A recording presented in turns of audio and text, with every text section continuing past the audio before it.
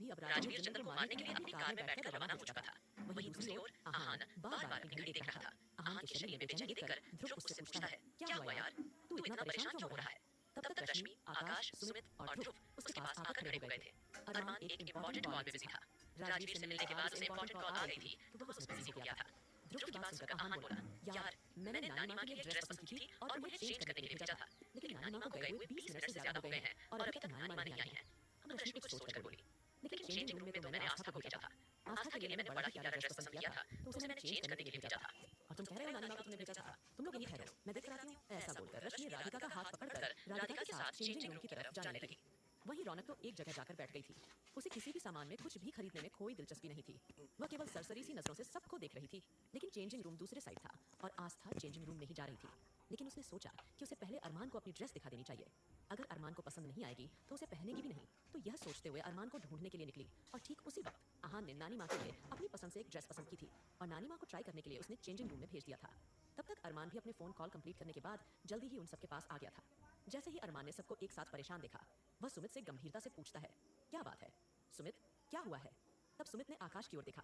तब आकाश परेशानी भरी आवाज में बोला, वो नानी माँ और आस्था भाभी दोनों कहीं दिखाई नहीं दे रही हैं। जैसे ही उन्होंने यह कहा, अरमान हैरान हो गया और गुस्से से तमा उठा और खतरनाक आवाज में बोला, ये क्या बकवास कर रहे हो? अभी तो यही शॉपिंग कर रही थी तुम सबके साथ, फिर कहाँ गई? क्योंकि आस्था के साथ पहले ही एक बार मॉल में हादसा हो चुका था तो इसीलिए सबके सब आस्था के आसपास ही थे। लेकिन आस्था कब निकल गई किसी को एहसास नहीं रहा। राधिका और रश्मि दोनों घबराई हुई वहां आई और हड़बड़ाते हुए बोली, चेंजिंग रूम में ना तो नानी माँ है और ना ही आस्था, कहाँ जा सकती हैं दोनों? तब सब हैरान हो गए। लेकिन तभी ध्रुव कुछ पल सोचकर बोला, लगता है दोनों अपने लिए कुछ ना कुछ अलग से शॉपिंग करने के लिए गई होंगी। आप लोग परेशान मत होइए, एक काम करते हैं, हम सब मिलकर उन्हें मॉल में चेक करते हैं। यह सोचकर सब जल्दी ही अलग अलग फैल गए और चारों तरफ सब आस्था को ढूंढने लगे। वही एंजल भी अविनाश को ढूंढ रही थी क्योंकि अविनाश भी काफी देर से दिखाई नहीं दिया था तो उसे अविनाश की फिक्र हुई। इसीलिए एंजल ने वहां अरमान से बता दिया था कि अविनाश भी कहीं दिखाई नहीं दे रहा है, अविनाश कहीं खो गए हैं। अब सब लोग हैरान हो गए कि तीनों इसी तरह से एक साथ कैसे गायब हो सकते हैं। किसी को कुछ समझ में नहीं आ रहा था। अब जब सब लोग चारों तरफ देख चुके, अब अरमान का बेकाबू गुस्सा अब चरम पर था क्योंकि आज दादाजी ने सिक्योरिटी वालों को भी साथ लाने से मना कर दिया था। सभी लोग उस वक्त फैमिली के साथ आए थे और सभी लड़कों को तो लगा था कि सब के सब लड़के एक साथ हैं तो भला उनके फैमिली पर क्या मुसीबत आ सकती है। सबके सब काफी ज्यादा बॉडी बिल्डर थे, वह आसानी से हर मुसीबत का सामना कर सकते थे। लेकिन अब तो सबका परेशानी के मारे बुरा हाल हो चुका था कि इस तरह से भला वो तीनों कहाँ जा सकते हैं। तब अरमान ने तिरछी नजरों से आकाश की ओर देखा और आकाश अरमान की आंखों का मतलब समझ गया था और जल्दी ही आकाश अब सी टीवी रूम की तरफ जाने लगा था। वही आहान मन ही मन में सोच रहा था कि काश टाइगर और मारिया दीदी यहाँ होते तो वो दोनों पर अच्छे से ध्यान रखते, उनके रहते तो कभी कोई प्रॉब्लम आ ही नहीं सकती है। मारिया और टाइगर को अरमान ने ऑलरेडी विदेश में भेज दिया था क्योंकि जब से डेविल किंग की कुर्सी उसे छीनी थी और वापस से अरमान ने वह कुर्सी हासिल की थी तब से काफी ज्यादा उनके विदेश का बिजनेस ठप हो चुका था। तो उसका कवर करने के लिए उसने देव के साथ मारिया और टाइगर तीनों को भेज दिया था ताकि वह लोग बाहर का सारा काम संभाल सकें। अब अरमान का दिल धड़कने लगा था। वह सोचने लगा था कि कहीं अबीर सिंह राठौर ने तो उसकी बीवी के साथ कुछ नहीं कर दिया क्योंकि अबीर ने अरमान से मिलने की बात कही थी। लेकिन अरमान उस दिन राजवीर जिंदल के साथ बिजी था तो इसीलिए वह अबीर सिंह राठौर से मिल नहीं पाया था। लेकिन अब कहीं ना कहीं उसे लग रहा था कि कहीं इसी खुन्नस में अबीर ने आस्था को किडनैप तो नहीं कर लिया है। वहीं आकाश जल्दी ही वहां वापस आ गया था और उसने बाहर आकर बता दिया था कि ऑलरेडी सारे मॉल के सीसीटीवी कैमरा बंद हैं। अब तो शक की कोई गुंजाइश नहीं थी। अब तो सबको लगने लगा था कि जरूर आस्था और साथ ही साथ नानी माँ और अविनाश के साथ जरूर कुछ ना कुछ हुआ है। हो सकता है कि आस्था को जब अबीर सिंह राठौड़ किडनैप करने के लिए लेकर जा रहा होगा उसे वक्त अविनाश देख लिया होगा, इसीलिए वह आस्था को बचाने के लिए पीछे पीछे जाने लगा और नानी माँ भी उसके पीछे पीछे जाने लगी होगी। कहीं ना कहीं सबने इसी बात का अंदाजा लगाया। अब तो अरमान की आंखें गुस्से से लाल सुर्ख हो गई थीं और फटाफट से उसने एक नजर सबकी ओर देखा था और सबके सब अरमान, सुमित और आकाश अबीर सिंह राठौड़ के घर की ओर रवाना हो चुके थे। वहीं दूसरी ओर आस्था ने देखा कि राजवीर जिंदल ने अपनी कार एक बड़े से विला के सामने रोकी है। वह विला बाहर से ही देखने में एकदम भूतिया सा लग रहा था। अब आस्था ने डिसाइड किया कि वह आज के आज ही राजवीर जिंदल की जान ले लेगी। उसने उस विला से थोड़ी सी दूरी पर पहले ही ऑटो रुकवा दिया और रुककर वह राजवीर को देखने लगी थी कि उसकी क्या एक्टिविटी है, वह कैसे अंदर जा रहा है या घर में कौन कौन है। इस बात का वह दूर से देखकर पता लगाना चाहती थी, इसीलिए वह थोड़ा सा पेड़ की साइड छुप गई थी और उससे पहले उसने ऑटो वाले को किराया देकर उसने वहां से रवाना कर दिया था। और क्योंकि वह पूरा सुनसान इलाका था तो कोई भी उसे देख नहीं पा रहा था। वही अविनाश जो कि आस्था के निकलने से थोड़ा देर से निकला था, वह भी अब, और उसने भी डिसीजन ले लिया था कि आज के आज ही वह अपने परिवार के खून का बदला लेगा और इतने सालों तक उसकी बहन उससे दूर रही है उसका बदला लेगा और आज ही राजवीर जिंदल की जान ले लेगा। तो यही सोचते हुए अब अविनाश राजवीर के विला में जाने का रास्ता खोजने लगा था। वहीं दूसरी ओर आस्था अब छुपते छुपाते हुए राजवीर के घर के पीछे साइड चली गई थी और वहां जाकर उसे एक छोटी सी विंडो खुली हुई दिखाई देती है और वह विंडो के द्वारा झांक कर देखने की कोशिश करने लगी थी और वह विंडो सीधा राजवीर के बेडरूम में खुलती थी क्योंकि राजवीर को हमेशा से ही गार्डन की फ्रेश एयर पसंद थी। उसकी बीवी को गार्डन का बहुत ज्यादा पसंद आया करता था, तो अपनी बीवी की खुशी के लिए वह हमेशा उस विंडो को खोल कर रखा करता था। जैसे ही आस्था वहां गई, वह अंदर झांक कर देखने की कोशिश करने लगी थी कि आखिरकार यहाँ हो क्या रहा है। अब वही राजवीर जो कि अपनी बीवी के लिए शॉपिंग करके आया था, जल्दी ही वह कमरे के अपने बेडरूम में आया। अब आस्था ने राजवीर को ध्यान से देखना शुरू कर दिया था और उसे देखकर उसके हाथों की नसें तन गई थीं। इस वक्त आस्था को बेहद गुस्सा आ रहा था और वह हर हाल में राजवीर जिंदल की जान ले लेना चाहती थी। अब राजवीर जैसे वहां आया, उसने फटाफट से शॉपिंग के थैले रख दिए थे और गुनगुना रहा था। वह कुछ ना कुछ गुनगुनाते हुए फिर खुशी भरी आवाज में बोला, मेरी प्यारी स्वीट हार्ट नैना, देखो मैं तुम्हारे लिए कितने सारे गिफ्ट्स लेकर आया हूँ, कितने सारे तुम्हारी पसंद के महंगे महंगे सूट लेकर आया हूँ। इन सूट में तो तुम एकदम महारानी लगोगी, एकदम मेरी प्यारी सी ब्यूटीफुल सी वाइफ। ऐसा बोलकर राजवीर चिल्ला चिल्ला कर अपनी बीवी को अपने लाए हुए गिफ्ट की तारीफ कर रहा था और उनके बारे में बता रहा था। वही आस्था उसके मुंह से सारी बातें सुनकर गुस्से से उबल पड़ी थी कि हमारे परिवार को तबाह करके यह अपनी बीवी के साथ इतनी हंसी खुशी की जिंदगी गुजार रहा है।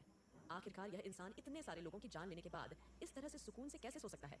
लेकिन तभी आस्था की आंखें हैरानी से फैल गई थीं, क्योंकि राजवीर ने जब अपनी बीवी की लाश को अपने ही बेडरूम में रखे फ्रीजर से बाहर निकाल रहा था, उसे निकालकर उसने उसके कपड़े उतारे और अपने लाए हुए नए कपड़े पहनना शुरू कर दिया था। आस्था तो यह देखकर एकदम पत्थर के जैसे जम गई थी और अचानक उसके मुंह से चीख निकलने वाली थी कि तभी किसी ने आकर उसके मुंह पर हाथ रख दिया था। अब आस्था और भी ज्यादा घबरा गई कि अचानक से यहाँ कौन आ गया है, और जैसे उसने घबराकर पीछे मुड़कर देखा, तब जिस इंसान ने उसके मुंह पर हाथ रखा था वह कोई और नहीं, उसका ही अपना भाई अविनाश रघुवंशी था। अविनाश ने आस्था को चुप रहने का इशारा किया और वह भी अब अंदर खिड़की से झांकने लगा। और अब तो अंदर का नजारा देखने के बाद वह भी पूरी तरह से चौंक गया था और उसके भी रीढ़ की हड्डी में सिहरन तक दौड़ गई थी। एक इंसान लाश को बड़े ही महंगे खूबसूरत से कपड़े पहना रहा था, साथ ही साथ उसे अच्छे से तैयार कर रहा था। तो यह बात उन दोनों भाई बहन को उस वक्त काफी ज्यादा डरा गई थी। तब अविनाश ने चुपचाप आस्था को वहां से चलने का इशारा किया और बिना राजवीर जिंदल की आंखों में आए छुपकर दोनों वहां से बाहर आ गए थे। अब बाहर आने के बाद आस्था अविनाश की ओर देखकर भड़क कर बोली, मैं आज उस खूनी की जान अपने हाथों से ले लेती। क्यों रोका आपने? मुझे क्यों आए आप यहाँ? अविनाश भी आस्था की तरह राजवीर के विला की तहकीकात करना चाहता था, और जैसे ही वह विला के पिछले साइड वाले इलाके में गया और वहां जाकर उसने देखा कि वहां खिड़की पर आस्था खड़ी हुई है, तो वह भी पूरी तरह से चौंक गया था। लेकिन आस्था का ऐसी हालत में वहां रहना सेफ नहीं था, इसीलिए अविनाश ने राजवीर को मारने का इरादा छोड़ दिया था और आस्था को लेकर सीधा वहां से बाहर निकल आया था। अब आस्था अविनाश पर गुस्सा करते हुए चिढ़ते हुए बोली कि आपको मुझे इस तरह से नहीं रोकना चाहिए था, मैं उस इंसान को बिल्कुल भी नहीं छोड़ूंगी, मैं उसकी जान ले लूंगी। तब अविनाश आस्था को समझाते हुए सॉफ्ट वॉइस में बोला, मैं जानता हूँ गोरी, मैं जानता हूँ तू क्या सोच रही है, और मेरी यकीन मानो इस वक्त उसे देखकर मुझे भी उतना ही गुस्सा आ रहा है जितना तुझे आ रहा है। इस इंसान ने हमारी पूरी जिंदगी बर्बाद की है, इसे हम मौत तो देंगे लेकिन इतनी आसानी से मौत नहीं देंगे। तुमने देखा वो अपनी बड़ी मरी हुई बीवी से कितना प्यार कर रहा था। हम सबसे पहले सॉलिड प्लानिंग करेंगे, उसके बाद उस पर वार करेंगे। जैसे ही अविनाश ने यह कहा, आस्था एक पल को शांत हुई थी और सीरियस अंदाज में बोली, आप शायद ठीक कह रहे हैं भाई, हमें उसे बिल्कुल भी नॉर्मल मौत तो देनी नहीं है। यह कहते हुए आस्था बड़ी ही खतरनाक लग रही थी। हम उसे आज यहीं खत्म कर देंगे। जैसे ही आस्था ने नफरत से यह कहा, अविनाश बोला, लेकिन इतनी आसानी से मौत नहीं देंगे। तुमने देखा वो अपनी बड़ी मरी हुई बीवी से कितना प्यार कर रहा था। हम सबसे पहले सॉलिड प्लानिंग करेंगे, उसके बाद उस पर वार करेंगे। जैसे ही अविनाश ने यह कहा, आस्था एक पल के लिए शांत हुई और सीरियस अंदाज में बोली, आप शायद ठीक कह रहे हैं भाई, हमें उसे बिल्कुल भी नॉर्मल मौत नहीं देनी है। यह कहते हुए आस्था बड़ी ही खतरनाक लग रही थी। तब अविनाश हौसला बढ़ाते हुए बोला, तू फिक्र मत कर गौरी, तेरा भाई है ना, अभी फिलहाल हमें एक दूसरे के साथ इतने सालों के बाद खूबसूरत टाइम बिताने को मिल रहा है, हमें उस पर कंसंट्रेट करना चाहिए। तू फिक्र मत कर, इस राजवीर जिंदल को मैं तड़पा तड़पा कर मौत दूंगा कि दोबारा से जन्म लेने के बारे में ये 100 बार सोचेगा। यह बोलकर अविनाश जल्दी ही आस्था को लेकर वापस मॉल की ओर जाने लगा था, क्योंकि अविनाश नहीं चाहता था कि किसी को भी इस बात का पता चले कि आस्था इस वक्त मॉल में नहीं है या वह मिसिंग है। वहीं दूसरी ओर आज तो राघव का मूड बहुत ज्यादा खुश था। उसने आस्था के किडनैप होने वाली खबर अपनी गर्लफ्रेंड प्रियंका और उसकी माँ को भी दे दी थी। प्रियंका की माँ और प्रियंका दोनों ही खुशी से झूम उठी थी। प्रियंका ने तो वीडियो कॉल पर बेहोश आस्था को देखने की भी डिमांड कर दी थी, लेकिन फिलहाल राघव ने उसे मना करते हुए कहा, तू फिक्र मत कर, बहुत जल्द मैं तुझे उसे सीधा सीधा मिलवाऊंगा, दिखाने की क्या बात है। तब प्रियंका मुस्कुराने लगी। राघव ने प्रियंका से ज्यादा बात न करते हुए जल्दी ही फटाफट कई सारी ड्रिंक कर ली थी, और ड्रिंक करने के बाद उसके दोस्तों ने उससे कहा, पहले तू जाता है या मैं जाऊं? वैसे भी जिस तरह से तूने उस लड़की की खूबसूरती का बखान किया है, मुझसे तो अब रुका नहीं जा रहा है। तब राघव अपने होठों पर शैतानी मुस्कान लाते हुए बोला, वो लड़की अभी बेहोश पड़ी हुई है, और जब तक लड़की चीखती नहीं, चिल्लाती नहीं, तब तक मुझे मजा नहीं आता, और एक बार वो बस जाग जाए, और वैसे भी अभी 5-10 मिनट में उसे होश आने वाला है। यह कहते हुए राघव बड़ा ही गंदा सा लग रहा था, लेकिन फिलहाल जैसे ही 10 मिनट बाद उसे होश आया, वो अपने दोस्तों के साथ फटाफट उस कमरे में चला गया था जिस कमरे में उसने आस्था को रखा था। और जैसे ही वो उसे कमरे में गया, उसने देखा कि जिस पॉली बैग में उसने आस्था को रखा था, अब वह धीरे धीरे हिलने डुलने लगा था। अब तो राघव के चेहरे पर एक बड़ी सी मुस्कुराहट आ गई थी, और वह बड़ी ही गंदी लैंग्वेज में बोला, उठ जाओ मेरी जान, उठ जाओ, आज तो मजा ही आ जाएगा। लेकिन तब तक बाहर बैठे हुए उसके दोस्तों को सब्र नहीं हुआ। वो सब भी राघव के आसपास आकर खड़े हो गए थे और शरारती अंदाज में बोले, देख पहले तू ही जाएगा, लेकिन कम से कम तब तक हमें आंखों से तो सेक लेने दे, उसके हुस्न के दीदार तो कर लेने दे, हमसे अब रुका नहीं जा रहा है। जैसे ही उसके दोस्तों ने यह कहा, राघव जोरों से हंसा और बोला, ठीक है, तुम लोग रुक सकते हो, लेकिन उसे सबसे पहले मैं ही छूंगा। तब सब लोग एक दूसरे के हाथ पर हाथ मारकर हाई फाई करने लगे। तब तक आस्था जिस पॉली बैग में थी वो उठकर बैठ गई थी और अब राघव जल्दी ही आगे बढ़ने लगा। फटाफट से उसने आस्था के पॉली बैग को कैंची की मदद से फाड़ दिया और जैसे ही उसने आस्था की तरफ देखा, और वहीं आस्था यानी कि हमारी टॉप नानी माँ ने सबकी तरफ देखा और उन्होंने जोरों से चीख मार दी थी। सभी लोग एक दूसरे को देखकर चीखने लगे कि अचानक से ये 60 से 70 साल की बूढ़ी औरत यहाँ कहाँ से आ गई। जी हाँ, जिसको उन्होंने आस्था समझकर अगवा किया था, असल में वो आस्था नहीं बल्कि नानी माँ थी। जब आस्था चेंजिंग रूम से बाहर निकली थी तब उस वक्त नानी माँ चेंजिंग रूम में गई थी, क्योंकि राघव की आंखें उस वक्त चारों तरफ थीं कि कहीं उसे कोई देख तो नहीं रहा। और नानी माँ को बिना देखे राघव ने आस्था की जगह नानी माँ को अगवा कर लिया था और सीधा क्लोरोफॉर्म सुंघा दिया था। अब तो सब लोगों की हैरानी का कोई ठिकाना नहीं था। वहीं नानी माँ इस तरह से अनजान जगह पर इस तरह से इतने सारे लड़कों को अपने सामने देखकर चौंक गई थी। तभी एक लड़का बूढ़ी नानी माँ की ओर देखकर मुंह बनाते हुए बोला, अब एक गधे, तू तो कह रहा था कि तू बड़ी खूबसूरत लड़की को उठाकर लेकर आया है, ये किस बुढ़िया को तू उठाकर ले आया? अरे ये नानी माँ है यार, तू इसे कहाँ से ले आया? अब तो नानी माँ उस लड़के की बात सुनकर गुस्से से बौखलाकर बोली, अरे कलमुंह है, तू है कौन और तू करना क्या चाहता था मेरे साथ? तुम सारे लोग मिलकर क्या हमारा बलात्कार करना चाहते हो? हाँ रुको, अभी बताते हैं हम तुम्हें कहाँ हैं। यह बोलकर नानी माँ चारों तरफ देखने लगी थी। तभी नानी माँ की नजर कमरे में रखी कोने में झाड़ू पर पड़ी। नानी माँ जल्दी से उठी और झाड़ू को लेकर उसने राघव और उसके दोस्तों की धमाकेदार धुनाई करनी शुरू कर दी। वह सब लोग अब पूरी तरह से इरिटेट हो चुके थे। उन सबका मूड खराब हो चुका था, क्योंकि कहाँ तो वह खूबसूरत लड़की को देखना चाहते थे, लेकिन लड़की की जगह उन्हें अब नानी माँ मिली थी। तो उस वक्त उन लोगों का गुस्सा बेहद बढ़ चुका था और ऊपर से नानी माँ ने उनकी धमाकेदार धुलाई करना शुरू कर दिया था। तो वो सब के सब कुछ भी सोच समझ नहीं पा रहे थे और दुम दबाकर वहाँ से भागने लगे। तब तक नानी माँ भी उन लोगों के पीछे पीछे भागने लगी, चीखते चिल्लाते हुए बोली, अरे कलमुंह है, हम तुम्हें बताते हैं कि हम क्या चीज हैं। याद रहे शारदा, यूं ही नहीं कहते हैं हमें, अच्छे अच्छे को सीधा कर दिया हमने और तुम कल के आए लौंडे हमारा बलात्कार करोगे? रुको। यह कहते हुए नानी माँ उनके पीछे पीछे दौड़ लगाने लगी थी, लेकिन तब तक राघव और उसके दोस्त वहां से बाहर निकल चुके थे और नानी माँ भी धीरे धीरे जैसे तैसे उनके पीछे दौड़ते भागते बाहर तक आ गई थी। और नानी माँ ने लास्ट में वह झाड़ू फेंक कर मारी और गौर से चारों तरफ देखने लगी, लेकिन नानी माँ के बूढ़े शरीर में इतनी ताकत नहीं थी कि वह ज्यादा देर उन लोगों का पीछा कर पाती। तभी नानी माँ ने चारों तरफ देखना शुरू कर दिया था। यह बड़ा ही अमीर लोगों का इलाका लग रहा था। नानी माँ रोड की तरफ आने लगी और सोचने लगी कि वो करें तो करें क्या। उन्हें तो यह भी नहीं पता था कि सिंघानिया मैंशन कहाँ है और वह किस मॉल में गए थे। उस मॉल का नाम भी अजीब सा था, क्योंकि इंग्लिश में मॉल का नाम था। अब तो उन्हें समझ नहीं आया कि वो क्या करे, इसलिए वो सड़क पर खड़े होकर चारों तरफ देखने लगी और मन ही मन प्रार्थना करते हुए बोली, हे भगवान, बस आज हमारी गोरी से हमें मिलवा दे, उसके बाद हम आपसे कुछ नहीं मांगेंगे और अपना ध्यान रखेंगे। यह बोलते हुए नानी माँ की आंखें भर आती हैं। वहीं दूसरी ओर रश्मि, राधिका, रौनक और एंजल मॉल में ही थे कि अगर मॉल में आस्था की कुछ खबर मिलती है तो वो लोग अरमान और बाकी सबको इन्फॉर्म कर सकें। आहान और ध्रुव को लड़कियों के पास छोड़कर सुमित, आकाश और अरमान तीनों अबीर सिंह राठौड़ के बंगले पर जा पहुंचते हैं और जैसे ही वो वहां गए पूरा का पूरा बंगला खाली था।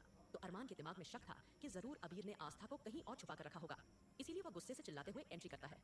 अबीर सिंह राठौड़ उसके नौकर को गन पॉइंट पर लेकर उससे पूछता है, अबीर कहाँ है? तब उसके नौकर ने कांपती हुई आवाज में बता दिया था, साहब जी, अबीर साहब तो 2 दिन पहले ही इस शहर को छोड़कर चले गए हैं। वह बड़े मालिक की तबीयत अचानक बहुत ज्यादा खराब हो गई थी और उन्हें अस्पताल में एडमिट करवाना पड़ा, तो इसीलिए वह उनके पास गए हैं। अब जैसे ही अरमान ने यह सुना वह चौंक गया और यह खबर सच है या झूठ इसके लिए उसने अपने एक आदमी को फोन किया। उसके आदमी ने कुछ ही देर में कंफर्मेशन दे दिया था कि अबीर सिंह राठौड़ इस वक्त अपने पिता के साथ दूसरे शहर में है। अब तो अरमान की हैरानी का कोई ठिकाना नहीं था। उसे समझ में नहीं आया कि वो करें तो करें क्या, क्योंकि वो आस्था को हर हाल में ढूंढना चाहता था कि अगर आस्था आज खो जाती है तो अरमान सिंघानिया इस दुनिया को ही आग लगा देगा। उसके दिल में आग लगी हुई थी। दूसरी ओर बॉल अविनाश ने गाड़ी की स्पीड काफी तेज कर रखी थी और वो आस्था को लेकर तेजी से सड़कों पर चल रहा था। लेकिन तभी सड़क पर चलती हुई नानी माँ को जैसे ही आस्था ने देखा, उसने अविनाश से तुरंत गाड़ी रोकने को कहा और जैसे ही उसने गाड़ी रोकी उसने देखा कि नानी माँ उसके सामने है। नानी माँ ने आगे बढ़कर आस्था को गले से लगा लिया था और घबरा कर बोली, मेरी बच्ची आ गई तू? जानती है हम तो डर गए थे कि हम यहाँ कहीं खो जाएंगे और हम कहाँ जाएंगे, लेकिन भगवान के घर में देर है अंधेर नहीं, उसने हमें बचा लिया। ऐसा बोलकर नानी माँ रोने लगी। तब आस्था ने कंफ्यूजन से पूछते हुए कहा, आखिरकार हुआ क्या है आपके साथ, प्लीज बताइए ना, और आप यहाँ कैसे आ गए? अब आस्था के सवाल करने पर नानी माँ ने कहना शुरू कर दिया था, वह हम तुम्हें क्या बताए बेटी, आज तो हम बाल बाल बचे हैं, हम तुम्हें क्या बताए? तुम जानती हो हम तो मॉल में उस चेंज करने वाले कमरे में कपड़े बदल रहे थे और कपड़े बदलकर जैसे ही हम बाहर आए किसी ने हमारा मुंह बंद कर दिया और हमें यहाँ के किसी घर में ले आए और हमारे साथ वो बदतमीजी करना चाहते थे, लेकिन हमने भी उन्हें झाड़ू से बहुत मारा। वह अपनी जान बचाने के लिए इधर उधर भाग गए। अब हमें समझ में नहीं आया कि हम जाएं तो कहाँ जाएं, तो इसीलिए हम बस सड़क पर खड़े खड़े यहाँ पर रो रहे थे। अब जैसे ही बिल्कुल नानी माँ ने सारी बातें क्लियर करके बताई, अब तो अविनाश की हैरानी का कोई ठिकाना नहीं था कि भला इस तरह से इतने भीड़ भाड़ वाले मॉल में कौन नानी माँ पर इस तरह से हाथ डाल सकता है। तब आस्था ने नानी माँ को गले लगाते हुए कहा, नानी माँ बस आप ठीक हैं, मेरे लिए ये ज्यादा इंपॉर्टेंट है और आप फिक्र ना करें। वह लोग कौन थे उसके बारे में तो अरमान जी पता लगा ही लेंगे। आप आइए हमारे साथ, हम चलते हैं, सब लोग परेशान हो रहे होंगे। तब नानी माँ अविनाश और आस्था को देखकर बोली, तुम दोनों यहाँ बाहर रोड पर क्या कर रहे हो? तुम लोग तो उस मॉल में शॉपिंग कर रहे थे ना? तब आस्था ने अपनी आंखें गोल गोल मटकाते हुए कुछ सोचने के बाद बोली, वो नानी माँ, हम आपको ही ढूंढ रहे थे। तब नानी माँ ने आस्था और अविनाश को देखकर कहा, तुम दोनों बाहर रोड पर क्या कर रहे हो? तुम लोग तो उस मॉल में शॉपिंग कर रहे थे ना? आस्था ने अपनी आंखें गोल गोल मटकाते हुए कुछ सोचने के बाद कहा, वो नानी माँ, हम आपको ही ढूंढ रहे थे। नानी माँ ने कुछ सोचते हुए कहा, लेकिन आप लोगों ने हमें कैसे ढूंढा? आप लोगों को कैसे पता चला कि हम यहाँ हैं? आस्था ने एक नजर अविनाश की ओर देखी। अविनाश ने अपनी आंखों में आस्था को कुछ समझाया।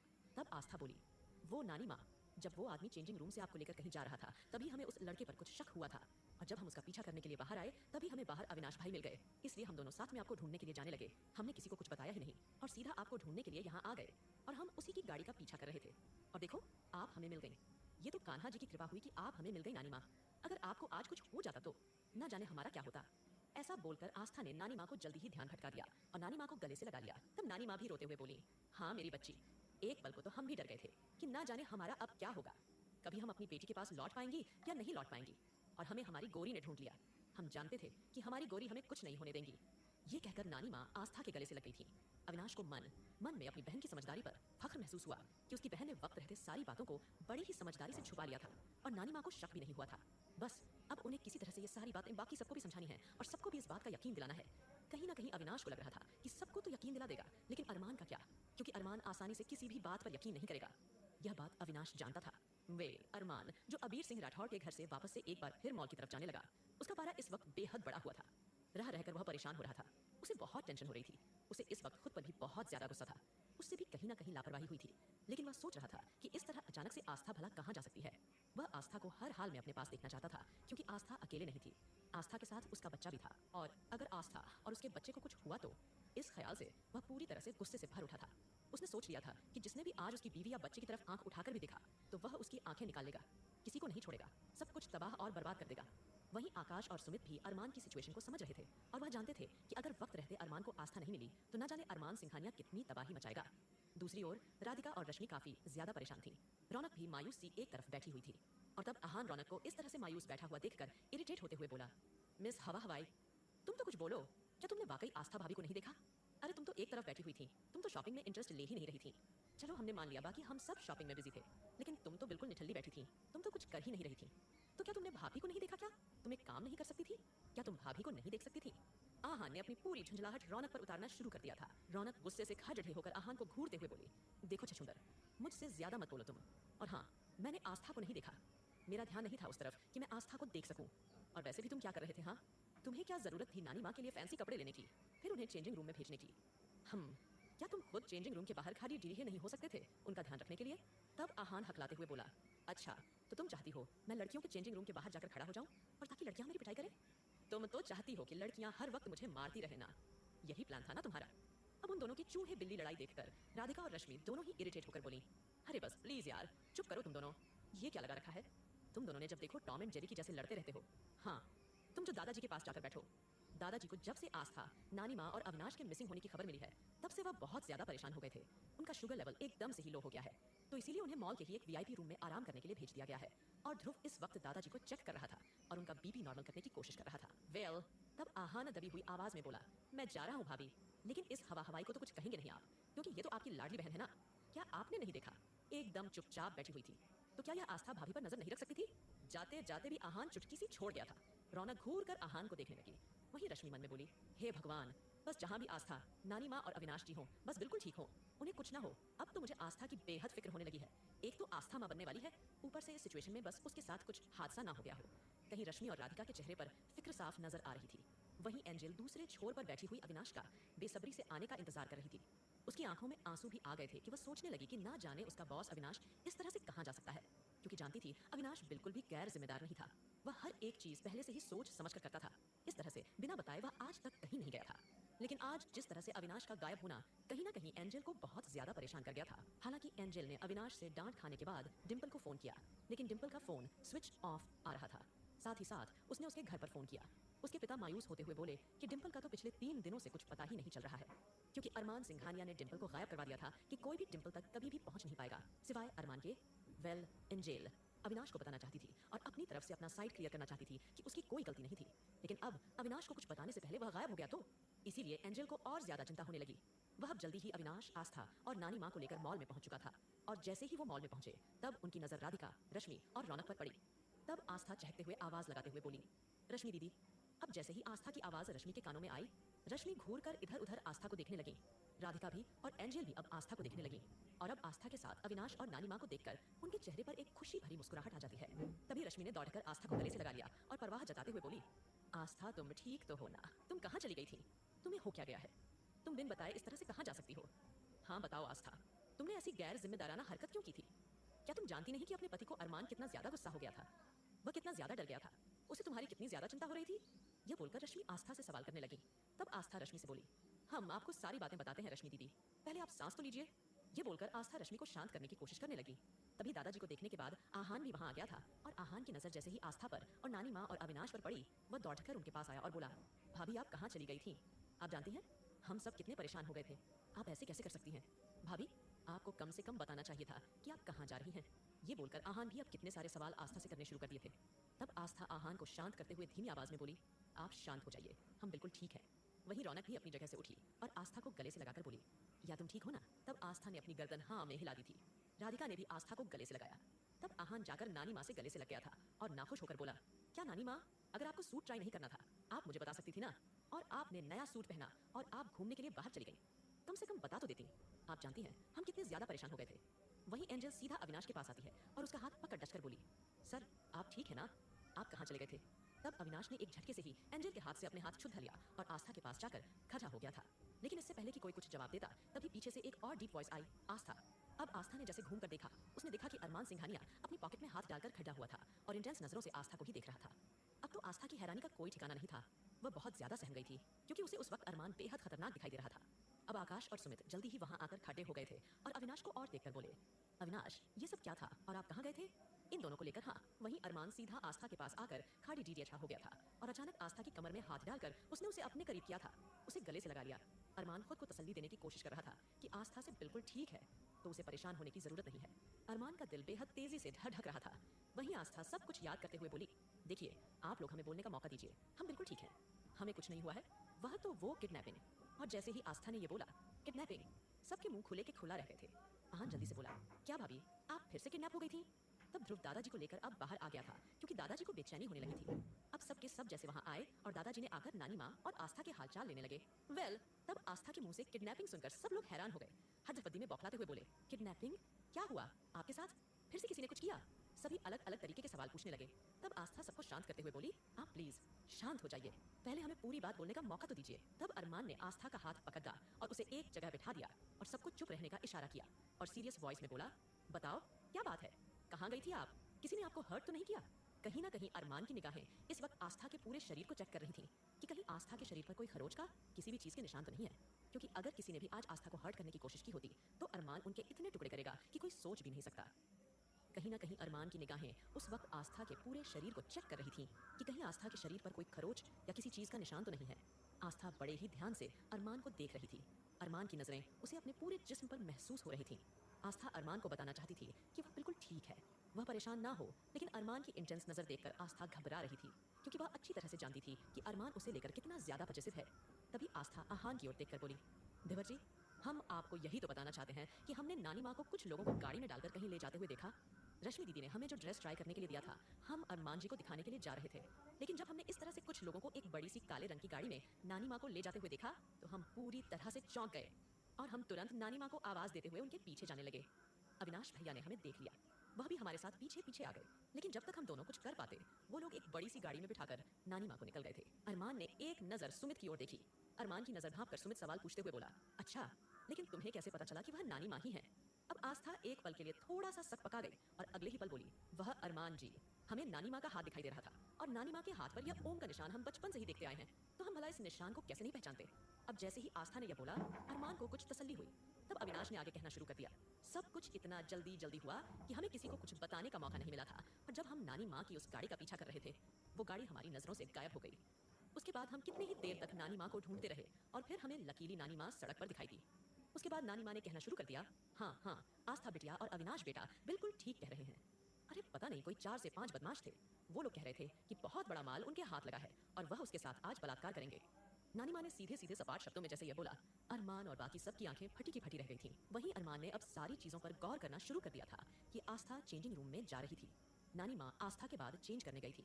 इसका मतलब साफ था कि यह किडनैपिंग नानी माँ के लिए नहीं बल्कि आस्था के लिए की गई थी।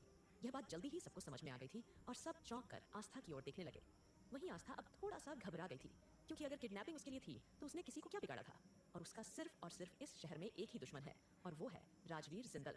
और राजवीर जिंदल को तो पता भी नहीं कि आस्था कैसी दिखती है, कहाँ रहती है, तो फिर इस तरह से भला आस्था को किडनैप करने की कोशिश कर सकता है। वहीं आकाश गंभीरता से बोला, मुझे लगता है शायद नानी माँ ठीक कह रही हैं। जरूर सोची समझी, किडनैपिंग थी, क्योंकि मॉल के सी टीवी कैमरे आज वक्त पर बंद होना ही इस बात की निशानी है। तभी अरमान ने एक नजर दादाजी की ओर देखी और नाखुश होकर बोला, अगर दादाजी सिक्योरिटी लाने से मना नहीं करते तो शायद आज इतना बड़ा हादसा नहीं होता। वहीं अरमान की बात सुनकर दादाजी ने अपना सर झुका लिया था। तभी ध्रुव दादाजी की साइड से बोला, लेकिन भैया इसमें दादाजी की क्या गलती है? हम लोगों को तो यही मानना था ना कि हम अपने परिवार की रक्षा कर सकते हैं। गलती हम सबकी है, हमें केयरफुल रहकर शॉपिंग करनी चाहिए थी। अब इस तरह से सारी बातें होते हुए देखकर नानी माँ को लगा कि कहीं ये सब लोग झगड़ने ना लग जाए। नानी माँ तुरंत रोब जमाते हुए बोली, अरे आप लोग परेशान क्यों होते हो? उन बदमाशों को हमने अच्छा खासा सबक सिखा दिया है। अरे झाड़ू से हमने उनकी इतनी पिटाई की है, इतनी पिटाई की है कि वह आगे से किसी लड़कियों को नजर उठाकर भी नहीं देखेंगे। हम ऐसे थोड़ी ना उन्हें जाने देते।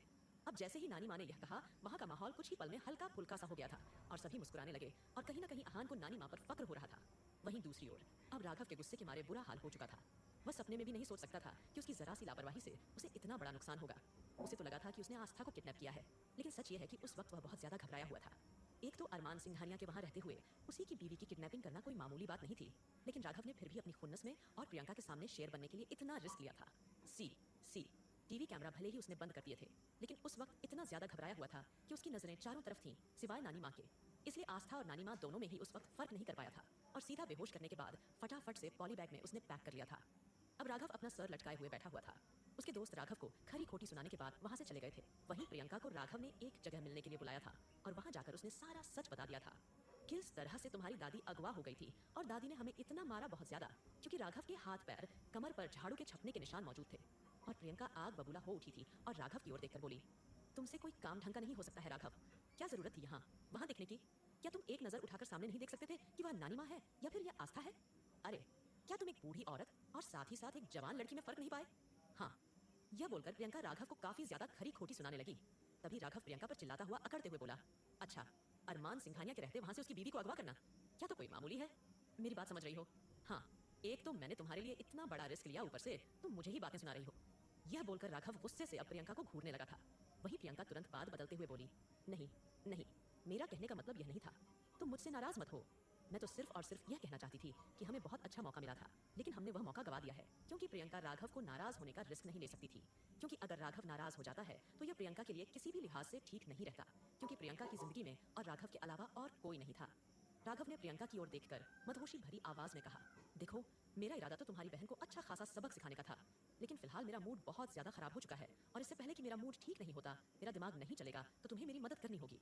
यह बोलकर जल्दी ही राघव ने प्रियंका का टॉप उतार दिया था और अपने होठों से उसे मदहोश करने लगा था। वहीं दूसरी ओर ऑलमोस्ट अब सबकी शॉपिंग हो गई थी। ऑलरेडी आस्था जो भी सामान उसे खरीदना था वह खरीदी चुकी थी और सबके सब एक बार फिर घर आ गए थे। अब सबके चेहरे मायूस थे। किसी को समझ नहीं आ रहा था कि वह लोग करे तो करे क्या। वह पहले किडनैपर को ढूंढे या फिर गांव का सफर कंटिन्यू करे, क्योंकि एकदम से इतना बड़ा हादसा हो गया था तो कोई कुछ सोच समझ नहीं पा रहा था और सब लोग गांव भी जाना चाहते थे कि इससे सबका मूड ठीक हो जाएगा। वहीं आहान ने भी सोचा था कि सभी मामलों से अलग अगर वह गांव में रहेगा तो आसानी से रौनक को पटा लेगा या उससे शादी के लिए एग्री करवा देगा। तो कहीं ना कहीं सभी के दिमाग में इस वक्त अलग अलग तरह के प्लान चल रहे थे। वहीं इस वक्त आस्था अविनाश दोनों ही एक दूसरे से बातें करना चाहते थे, क्योंकि दोनों की ही आंखों के सामने से वह सीन नहीं जा रहा था जब राजवीर जिंदल अपनी मरी हुई बीवी को कपड़े पहना रहा था और उस पर प्यार लुटा रहा था। दोनों काफी हद तक अंदर ही अंदर सहम से गए थे कि यह कितना खतरनाक आदमी हो सकता है। ये इंसान जो एक लाश के साथ इस तरह का बर्ताव कर रहा है, इस इंसान का तो कोई भरोसा ही नहीं है। तब अरमान ने एक नजर सबकी ओर देखा और बिना एक्सप्रेशंस के साथ बोला, आप लोगों को परेशान होने की कोई जरूरत नहीं है। वहाँ किडनैपर कौन थे उसका पता बहुत जल्द चल जाएगा। अभी फिलहाल सबके सब गांव जाने की तैयारी करोगे, क्योंकि मैंने मारिया और टाइगर और देव को वापस बुला लिया है। वह यहाँ आकर सारा काम संभाल लेंगे। अब अरमान की बात सुनकर सबके चेहरे खिले उठे थे, क्योंकि कोई हिम्मत नहीं कर पा रहा था कि ऐसी सिचुएशन में जब नानी माँ किडनैप होते होते बची थी तो क्या इस तरह से वह लोग गांव में जाने के लिए बोले ना बोले। लेकिन अरमान के कहने पर अब सभी खुश हो गए थे। वहीं दादाजी अब थोड़ा सा मायूस थे, क्योंकि अरमान ने दादाजी से काफी रूडली बात की थी। अरमान को लग रहा है कि अगर दादाजी सिक्योरिटी साथ में लाने को मना नहीं करते तो शायद इतना बड़ा हादसा नहीं होता, इसीलिए वह दादाजी को इसका सीधे सीधे जिम्मेदार ठहरा रहा था। वो एक तरफ बैठे हुए थे। तब आस्था ने दादाजी की ओर देखा था। उनके पास जाकर चंचलता से बोली, क्या बात है दादाजी, आप इतना ज्यादा उदास क्यों हैं? आपको परेशान होने की कोई जरूरत नहीं है और हम बिल्कुल ठीक हैं और आपने जो कुछ किया बिल्कुल ठीक किया। और वैसे भी बिना सिक्योरिटी के भी हमें बाहर जाना चाहिए। कम से कम इसी बहाने ये तो पता चलेगा कि हमारे हस्बैंड में, हमारे पतिदेव में कितनी ताकत है, कितनी ताकत नहीं है। ये हमेशा वो सिक्योरिटी के भरोसे ही हमें प्रोटेक्ट करेंगे। अब जैसे ही आस्था ने ये बोला, अरमान ने अपनी एक आईब्रो उछकाते हुए आस्था की ओर देखता है और मन ही मन में सोच रहा था कि मेरी आफत अपने पति की ताकत आजमाना चाहती है। ये सोचते हुए अरमान तिरछा सा मुस्कुराया। अरमान भी दादाजी के पास गया था और अदब के साथ बोला, दादाजी आप भी चले तैयार हो जाइए। और उस वक्त मैं आपसे बदतमीजी कर बैठा, उसके लिए मैं आपसे माफी मांगता हूँ। जैसे ही अरमान ने यह बोला, सबकी आंखें बाहर निकलने को तैयार थीं। अरमान सिंघानिया और माफी का दूर दूर तक कोई लेना देना नहीं था, लेकिन आस्था प्यार में पड़ने के बाद अरमान सिंघानिया माफी भी मांगने लगा था। अरमान के मुंह से माफी सुनते ही दादाजी के चेहरे पर एक बड़ी सी मुस्कुराहट आ गई थी और आगे बढ़कर उन्होंने अरमान को गले से लगा लिया था और अरमान ने भी बदले में दादाजी को गले से लगा लिया। एक पल के लिए सभी की आंखें नम हो गई थीं। अरमान बहुत कम अपने इमोशंस दिखाया करता था। वहीं अरमान ने दादाजी को गले से लगाकर उनके कान में फुसफुसाते हुए कहा, आपका बहुत बहुत धन्यवाद दादाजी। आप आस्था जैसी लड़की को मेरी जिंदगी में लेकर आए, वरना शायद प्यार क्या होता है, इमोशंस क्या होता है, मैं कभी समझ ही नहीं पाता। अरमान ने दादाजी को गले लगाया और उनके कान में फुसफुसाते हुए कहा, आपका बहुत बहुत धन्यवाद। आपकी वजह से आस्था जैसी लड़की मेरी जिंदगी में आई, वरना शायद प्यार क्या होता है, इमोशंस क्या होते हैं, मैं कभी समझ ही नहीं पाता। ये बोलकर अरमान ने दादाजी के लिए अपने इमोशंस जताए। अब तो दादाजी की आंखों में खुशी के आंसू आ गए थे। तभी सबके इमोशनल माहौल को दूर करने के लिए आहान और ध्रुव ने एक दूसरे को देखा। आहान बनावटी रोने की एक्टिंग करते हुए बड़बड़ाया, मुझे तो कोई इस घर में प्यार नहीं करता, एक लौते मेरे दादाजी थे, वह भी अरमान भाई ने छीन लिया, अब मुझे कौन प्यार करेगा। ये कहते हुए आहान की नजर रौनक की तरफ गई। रौनक ने झट से अपना मुंह दूसरी तरफ फेर लिया। वह आहान को किसी भी तरह का कोई लिफ्ट नहीं दे रही थी, क्योंकि रौनक को लग रहा था कि आहान ने उसकी जान बचाने के लिए उसके साथ जिस्मानी रिश्ता बनाया है, तो शायद इसीलिए वह अब उस पर तरस खाकर उससे शादी करना चाहता है। लेकिन रौनक ये बिल्कुल भी नहीं चाहती थी। रौनक एक सेल्फ डिपेंडेंट लड़की थी, जिसे आज तक कभी किसी का कोई एहसान नहीं लेना पड़ा था। उसने अपनी जिंदगी अपनी शर्तों पर जिया था, लड़कों जैसा उसका लाइफस्टाइल था, लेकिन एक हादसे ने उसे पूरी तरह से तोड़ कर रख दिया था। फिर भी वह अपनी सेल्फ रिस्पेक्ट नहीं खोना चाहती थी और न ही आहान को खुद पर तरस खाने का मौका देना चाहती थी, इसीलिए वह उसे लगातार इग्नोर कर रही थी। हाँ, अगर इस हादसे से पहले आहान उसे शादी के लिए प्रपोज करता तो हो सकता था कि रौनक उसे हाँ कह देती, लेकिन अब सिचुएशन पूरी तरह से बदल चुकी थी। अब यह सुनकर कि टाइगर, मारिया और देव वापस आ रहे हैं, सभी लोग रिलैक्स हो चुके थे। वे जानती थी वहीं अविनाश भी अब राजवीर जिंदल को मारने के लिए अपनी कार में बैठकर रवाना हो चुका था। वहीं दूसरी ओर आहान बार बार अपनी घड़ी देख रहा था। आहान के शरीर में बेचैनी देखकर ध्रुव उससे पूछता है, क्या हुआ यार, तू इतना परेशान क्यों हो रहा है। तब तक रश्मि, आकाश, सुमित और ध्रुव उसके पास आकर खड़े हो गए थे। अरमान एक इंपॉर्टेंट कॉल में बिजी था। राजवीर से मिलने के बाद उसे इंपॉर्टेंट कॉल आ गई थी, तो वह उसमें बिजी हो गया था। ध्रुव की बात सुनकर आहान बोला, यार मैंने नानी माँ के लिए ड्रेस पसंद की थी और उन्हें चेंज करने के लिए भेजा था, लेकिन नानी माँ को गए हुए 20 मिनट से ज्यादा हो गए हैं और अभी तक नानी माँ नहीं आई है। अब रश्मि कुछ सोचकर बोली, लेकिन चेंजिंग रूम में तो मैंने आस्था को भेजा था, आस्था के लिए मैंने बड़ा ही प्यारा ड्रेस पसंद किया था, तो उसे मैंने चेंज करने के लिए भेजा था, और तुम कह रहे हो नानी माँ को तुमने भेजा था, तुम लोग यहीं ठहरो, मैं देख कराती हूँ। ऐसा बोलकर रश्मि राधिका का हाथ पकड़कर राधिका के साथ चेंजिंग रूम की तरफ जाने लगी। वहीं रौनक तो एक जगह जाकर बैठ गई थी। उसे किसी भी सामान में कुछ भी कोई दिलचस्पी नहीं थी। वह केवल सरसरी सी नजरों से सबको देख रही थी, लेकिन चेंजिंग रूम दूसरे साइड था और आस्था चेंजिंग रूम में ही जा रही थी। लेकिन उसने सोचा कि उसे पहले अरमान को अपनी ड्रेस दिखा देनी चाहिए। अगर अरमान को पसंद नहीं आएगी तो उसे पहनेगी भी नहीं। तो यह सोचते हुए अरमान को ढूंढने के लिए निकली और ठीक उसी वक्त आहान ने नानी माँ के लिए अपनी पसंद से एक ड्रेस पसंद की थी और नानी माँ को ट्राई करने के लिए उसने चेंजिंग रूम में भेज दिया था। तब तक अरमान भी अपने फोन कॉल कंप्लीट करने के बाद जल्दी ही उन सबके पास आ गया था। जैसे ही अरमान ने सबको एक साथ परेशान देखा, वह सुमित से गंभीरता से पूछता है, क्या बात है सुमित, क्या हुआ है। तब सुमित ने आकाश की ओर देखा। तब आकाश परेशानी भरी आवाज में बोला, वो नानी माँ और आस्था भाभी दोनों कहीं दिखाई नहीं दे रही है। जैसे ही उन्होंने यह कहा, अरमान हैरान हो गया और गुस्से से तमा उठा और खतरनाक आवाज में बोला, ये क्या बकवास कर रहे हो, अभी तो यही शॉपिंग कर रही थी तुम सबके साथ, फिर कहाँ गई। क्योंकि आस्था के साथ पहले ही एक बार मॉल में हादसा हो चुका था, तो इसीलिए सबके सब आस्था के आसपास ही थे। लेकिन आस्था कब निकल गई किसी को एहसास नहीं रहा। राधिका और रश्मि दोनों घबराई हुई वहाँ आई और हड़बड़ाते हुए बोली, चेंजिंग रूम में ना तो नानी माँ है और ना ही आस्था, कहाँ जा सकती है दोनों। तब सब हैरान हो गए, लेकिन तभी ध्रुव कुछ पल सोचकर बोला, लगता है दोनों अपने लिए कुछ ना कुछ अलग से शॉपिंग करने के लिए गई होंगी। आप लोग परेशान मत होइए, एक काम करते हैं, हम सब मिलकर उन्हें मॉल में चेक करते हैं। यह सोचकर सब जल्दी ही अलग अलग फैल गए और चारों तरफ सब आस्था को ढूंढने लगे। वही एंजल भी अविनाश को ढूंढ रही थी, क्योंकि अविनाश भी काफी देर से दिखाई नहीं दिया था, तो उसे अविनाश की फिक्र हुई।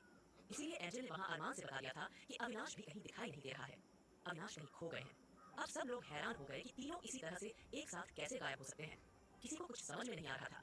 अब जब सब लोग चारों तरफ देख चुके, अब अरमान का बेकाबू गुस्सा अब चरम पर था, क्योंकि आज दादाजी ने सिक्योरिटी वालों को भी साथ लाने से मना कर दिया था। सभी लोग उस वक्त फैमिली के साथ आए थे और सभी लड़कों को तो लगा था कि सब के सब लड़के एक साथ हैं, तो भला उनके फैमिली पर क्या मुसीबत आ सकती है। सबके सब काफी ज्यादा बॉडी बिल्डर थे, वह आसानी से हर मुसीबत का सामना कर सकते थे। लेकिन अब तो सबका परेशानी के मारे बुरा हाल हो चुका था कि इस तरह से भला वो तीनों कहाँ जा सकते हैं। तब अरमान ने तिरछी नजरों से आकाश की ओर देखा और आकाश अरमान की आंखों का मतलब समझ गया था। और जल्दी ही आकाश अब सी टीवी रूम की तरफ जाने लगा था। वही आहान मन ही मन में सोच रहा था कि काश टाइगर और मारिया दीदी यहाँ होते तो वो दोनों पर अच्छे से ध्यान रखते, उनके रहते तो कभी कोई प्रॉब्लम आ ही नहीं सकती है।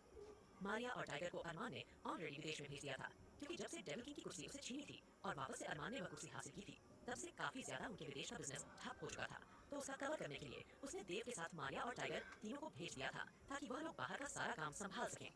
अब अरमान का दिल धड़कने लगा था। वह सोचने लगा था कि कहीं अबीर सिंह राठौर ने तो उसकी बीवी के साथ कुछ नहीं कर दिया, क्योंकि अबीर ने अरमान से मिलने की बात कही थी। लेकिन अरमान उस दिन राजवीर जिंदल के साथ बिजी था, तो इसीलिए वह अबीर सिंह राठौर से मिल नहीं पाया था। लेकिन अब कहीं ना कहीं उसे लग रहा था कि कहीं इसी खुन्नस में अबीर ने आस्था को किडनैप तो नहीं कर लिया है। वही आकाश जल्दी ही वहाँ वापस आ गया था और उसने बाहर आकर बता दिया था कि ऑलरेडी सारे मॉल के सीसीटीवी कैमरा बंद है। अब तो शक की कोई गुंजाइश नहीं थी। अब तो सबको लगने लगा था कि जरूर आस्था और साथ ही साथ नानी माँ और अविनाश के साथ जरूर कुछ ना कुछ हुआ है। हो सकता है कि आस्था को जब अबीर सिंह राठौर किडनैप करने के लिए लेकर जा रहा होगा, उसे वक्त अविनाश देख लिया होगा, इसीलिए वह आस्था को बचाने के लिए पीछे पीछे जाने लगा और नानी माँ भी उसके पीछे पीछे जाने लगी होगी। कहीं ना कहीं सबने इसी बात का अंदाजा लगाया। अब तो अरमान की आंखें गुस्से से लाल सुर्ख हो गई थीं और फटाफट से उसने एक नजर सबकी ओर देखा था और सबके सब अरमान, सुमित और आकाश अबीर सिंह राठौर के घर की ओर रवाना हो चुके थे। वहीं दूसरी ओर आस्था ने देखा कि राजवीर जिंदल ने अपनी कार एक बड़े से विला के सामने रोकी है। वह विला बाहर से ही देखने में एकदम भूतिया सा लग रहा था। अब आस्था ने डिसाइड किया कि वह आज के आज ही राजवीर जिंदल की जान ले लेगी। उसने उस विला से थोड़ी सी दूरी पर पहले ही ऑटो रुकवा लिया और रुककर वह राजवीर को देखने लगी थी कि उसकी क्या एक्टिविटी है, वो कैसे अंदर जा रहा है, या घर में कौन कौन है। इस बात का वह दूर से देखकर पता लगाना चाहती थी, इसीलिए वह थोड़ा सा पेड़ की साइड छुप गई थी और उससे पहले उसने ऑटो वाले को किराया देकर उसने वहां से रवाना कर दिया था। और क्योंकि वह पूरा सुनसान इलाका था, तो कोई भी उसे देख नहीं पा रहा था। वही अविनाश, जो कि आस्था के निकलने से थोड़ा देर से निकला था, वह भी अब, और उसने भी डिसीजन ले लिया था कि आज के आज ही वह अपने परिवार के खून का बदला लेगा। और इतने सालों तक उसकी बहन उससे दूर रही है, उसका बदला लेगा और आज ही राजवीर जिंदल की जान ले लेगा। तो यही सोचते हुए अब अविनाश राजवीर के विला में जाने का रास्ता खोजने लगा था। वहीं दूसरी ओर आस्था अब छुपते छुपाते हुए राजवीर के घर के पीछे साइड चली गई थी और वहां जाकर उसे एक छोटी सी विंडो खुली हुई दिखाई देती है और वह विंडो के द्वारा झांक कर देखने की कोशिश करने लगी थी। और वह विंडो सीधा राजवीर के बेडरूम में खुलती थी, क्योंकि राजवीर को हमेशा से ही गार्डन की फ्रेश एयर पसंद थी। उसकी बीवी को गार्डन का बहुत ज्यादा पसंद आया करता था, तो अपनी बीवी की खुशी के लिए वह हमेशा उस विंडो को खोल कर रखा करता था।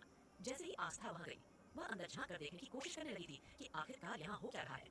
अब वही राजवीर, जो कि अपनी बीवी के लिए शॉपिंग करके आया था, जल्दी ही वह कमरे के अपने बेडरूम में आया। अब आस्था ने राजवीर को ध्यान से देखना शुरू कर दिया था और उसे देखकर उसके हाथों की नसें तन गई थी। इस वक्त आस्था को बेहद गुस्सा आ रहा था और वह हर हाल में राजवीर जिंदल की जान ले लेना चाहती थी।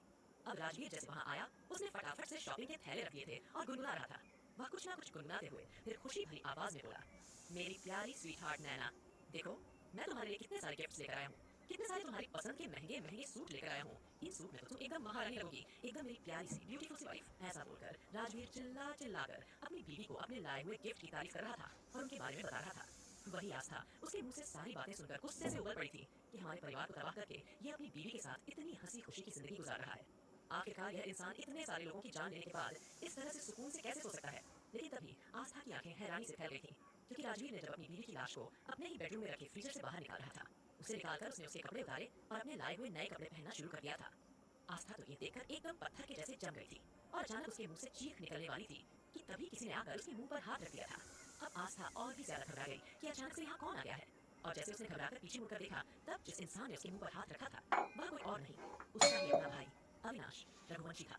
अविनाश ने आस्था को चुप रहने का इशारा किया और वह भी अब अंदर खिड़की से झांकने लगा। और अब तो अंदर का नजारा देखने के बाद वह भी पूरी तरह से चौंक गया था और उसके भी रीढ़ की हड्डी में सिहरन तक दौड़ गई थी। एक इंसान लाश को बड़े ही महंगे खूबसूरत से कपड़े पहना रहा था, साथ ही साथ उसे अच्छे से तैयार कर रहा था। तो यह बात उन दोनों भाई बहन को उस वक्त काफी ज्यादा डरा गई थी। तब अविनाश ने चुपचाप आस्था को वहां से चलने का इशारा किया और बिना राजवीर जिंदल की आंखों में आए छुपकर दोनों वहां से बाहर आ गए थे। अब बाहर आने के बाद आस्था अविनाश की ओर देखकर भड़क कर बोली, मैं आज उस खूनी की जान अपने हाथों से ले लेती। क्यों रोका आपने? मुझे क्यों आई आप यहाँ? अविनाश भी आस्था की राजवीर के विला की तहकीकात करना चाहता था और जैसे ही वह विला के पिछले साइड वाले इलाके में गया, वहां जाकर उसने देखा कि खिड़की पर आस्था खड़ी थी। वो अंदर से चौंक गया कि आस्था का ऐसी हालत पूरी तरह सेफ था। इसलिए अविनाश ने राजवीर को मारने का इरादा छोड़ दिया था और आस्था को लेकर सीधा वहां से भाग गया। आप इस तरह से नहीं रोकना चाहिए, उस इंसान को बिल्कुल भी नहीं छोड़ना, मैंने उसकी जान ली। तब अविनाश आस्था को समझाते हुए सॉफ्ट आवाज में बोला, मैं जानती हूँ गोरी, मैं जानता हूँ तुम्हें समझ नहीं और मेरी यकीन मानो, उसे देखकर मुझे इतना गुस्सा आ रहा है, इतना मुझे आ रहा है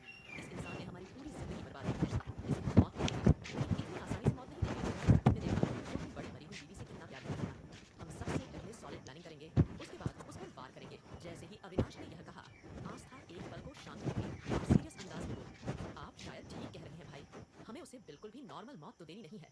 यह कहते हुए आस्था बड़ी ही खतरनाक लग रही थी। हम उसे आज यहीं खत्म कर देंगे। जैसे ही आस्था ने नफरत से ये कहा, अविनाश बोला, लेकिन इतनी आसानी से मौत नहीं देंगे। तुमने देखा वो अपनी बड़ी मरी हुई से कितना प्यार रहा। हम सबसे पहले सॉलिड लाने लगा, उसके बाद उस पर वार करेंगे। जैसे ही अविनाश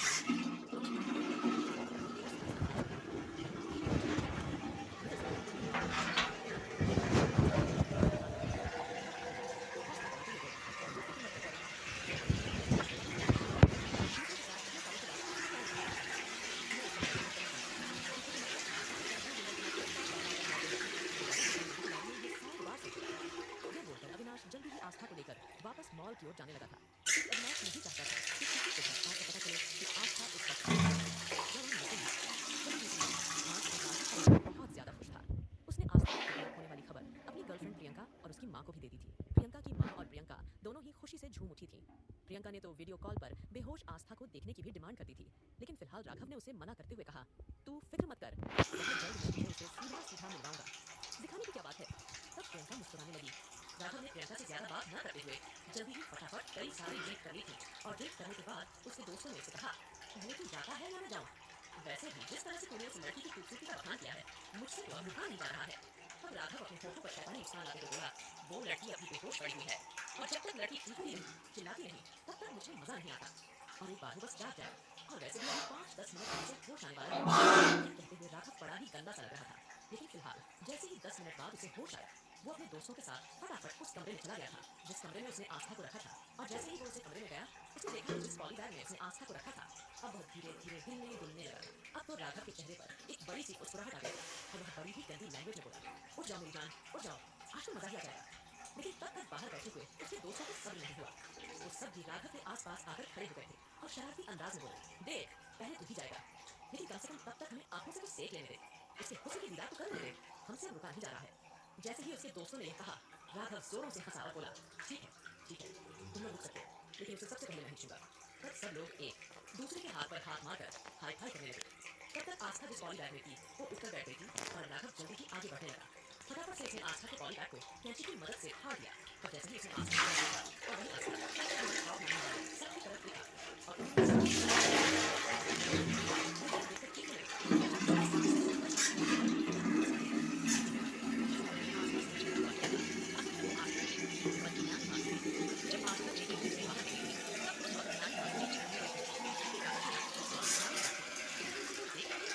और नानी माँ को बिना देखे राघव ने आस्था की जगह नानी माँ को अगवा कर लिया था और सीधा क्लोरोफॉर्म सुखा दिया था। अब तो सब लोगों की हैरानी का कोई ठिकाना नहीं था।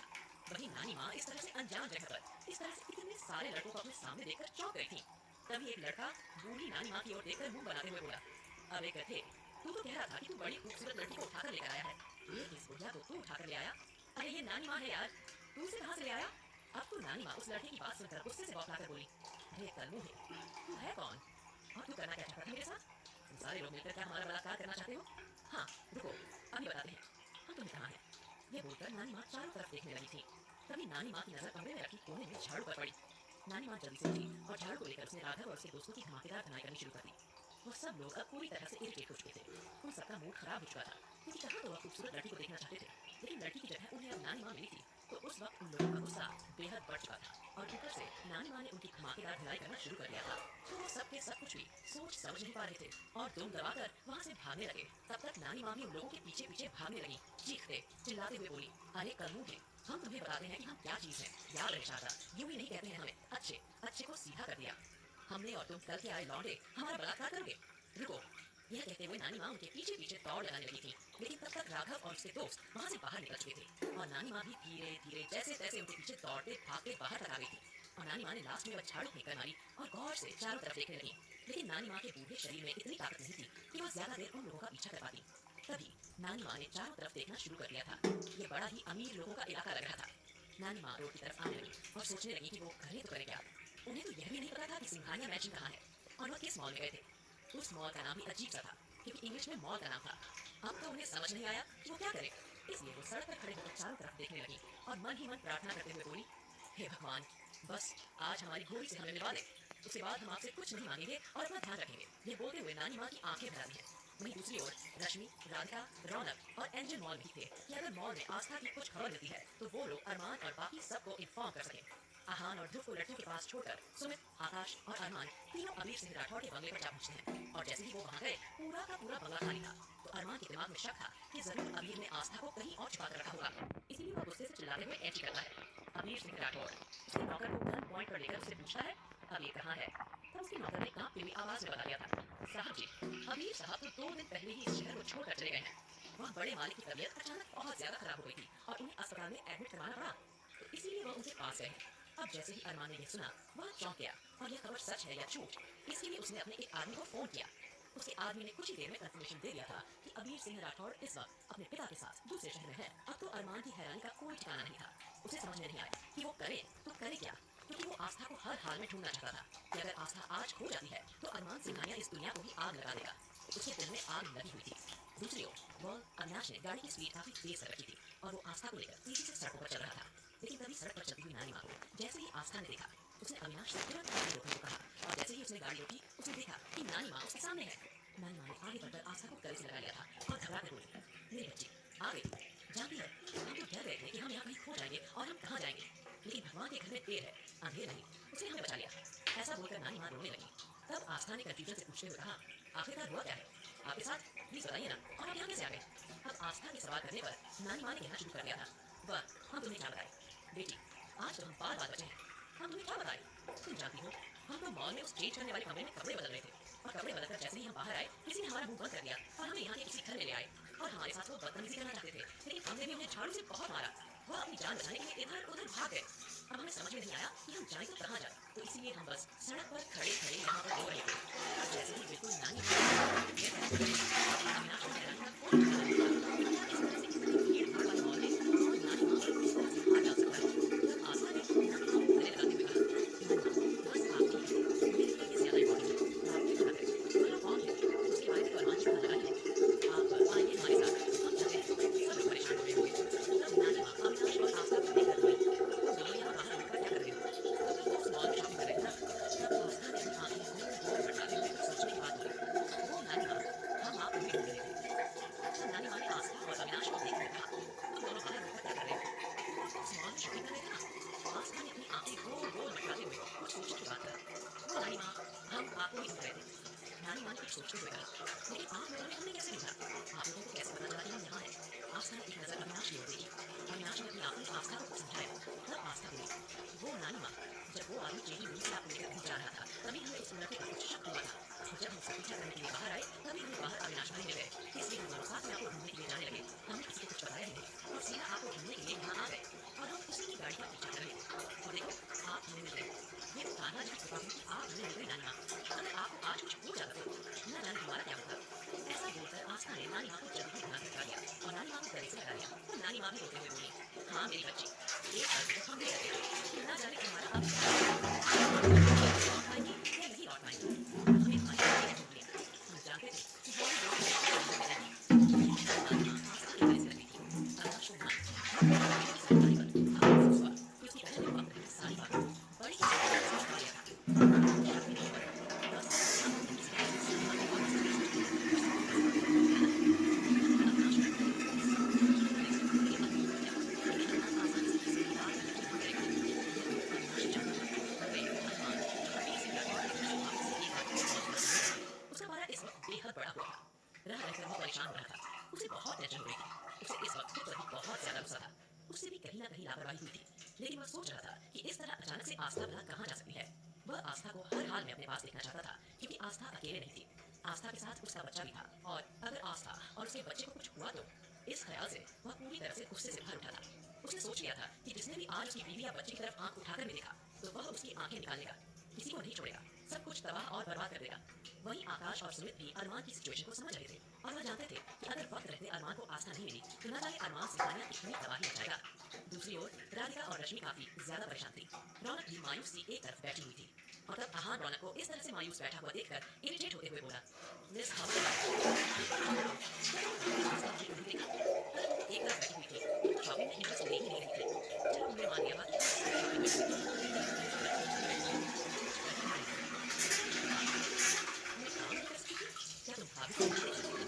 आहान ने अपनी पूरी झुंझलाहट रौनक पर उतारना शुरू कर दिया था। रौनक गुस्से से घर चढ़ी होकर आहान को घूरते हुए बोली, देखो छछूंदर, मुझसे ज्यादा मत बोलो तुम और हाँ, मैंने आस्था को नहीं देखा। मेरा ध्यान नहीं था उस तरफ कि मैं आस्था को देख सकूं। और वैसे भी तुम क्या कर रहे थे? हाँ, तुम्हें क्या जरूरत थी नानी माँ के लिए फैंसी कपड़े लेने की, फिर उन्हें चेंजिंग रूम में भेजने की?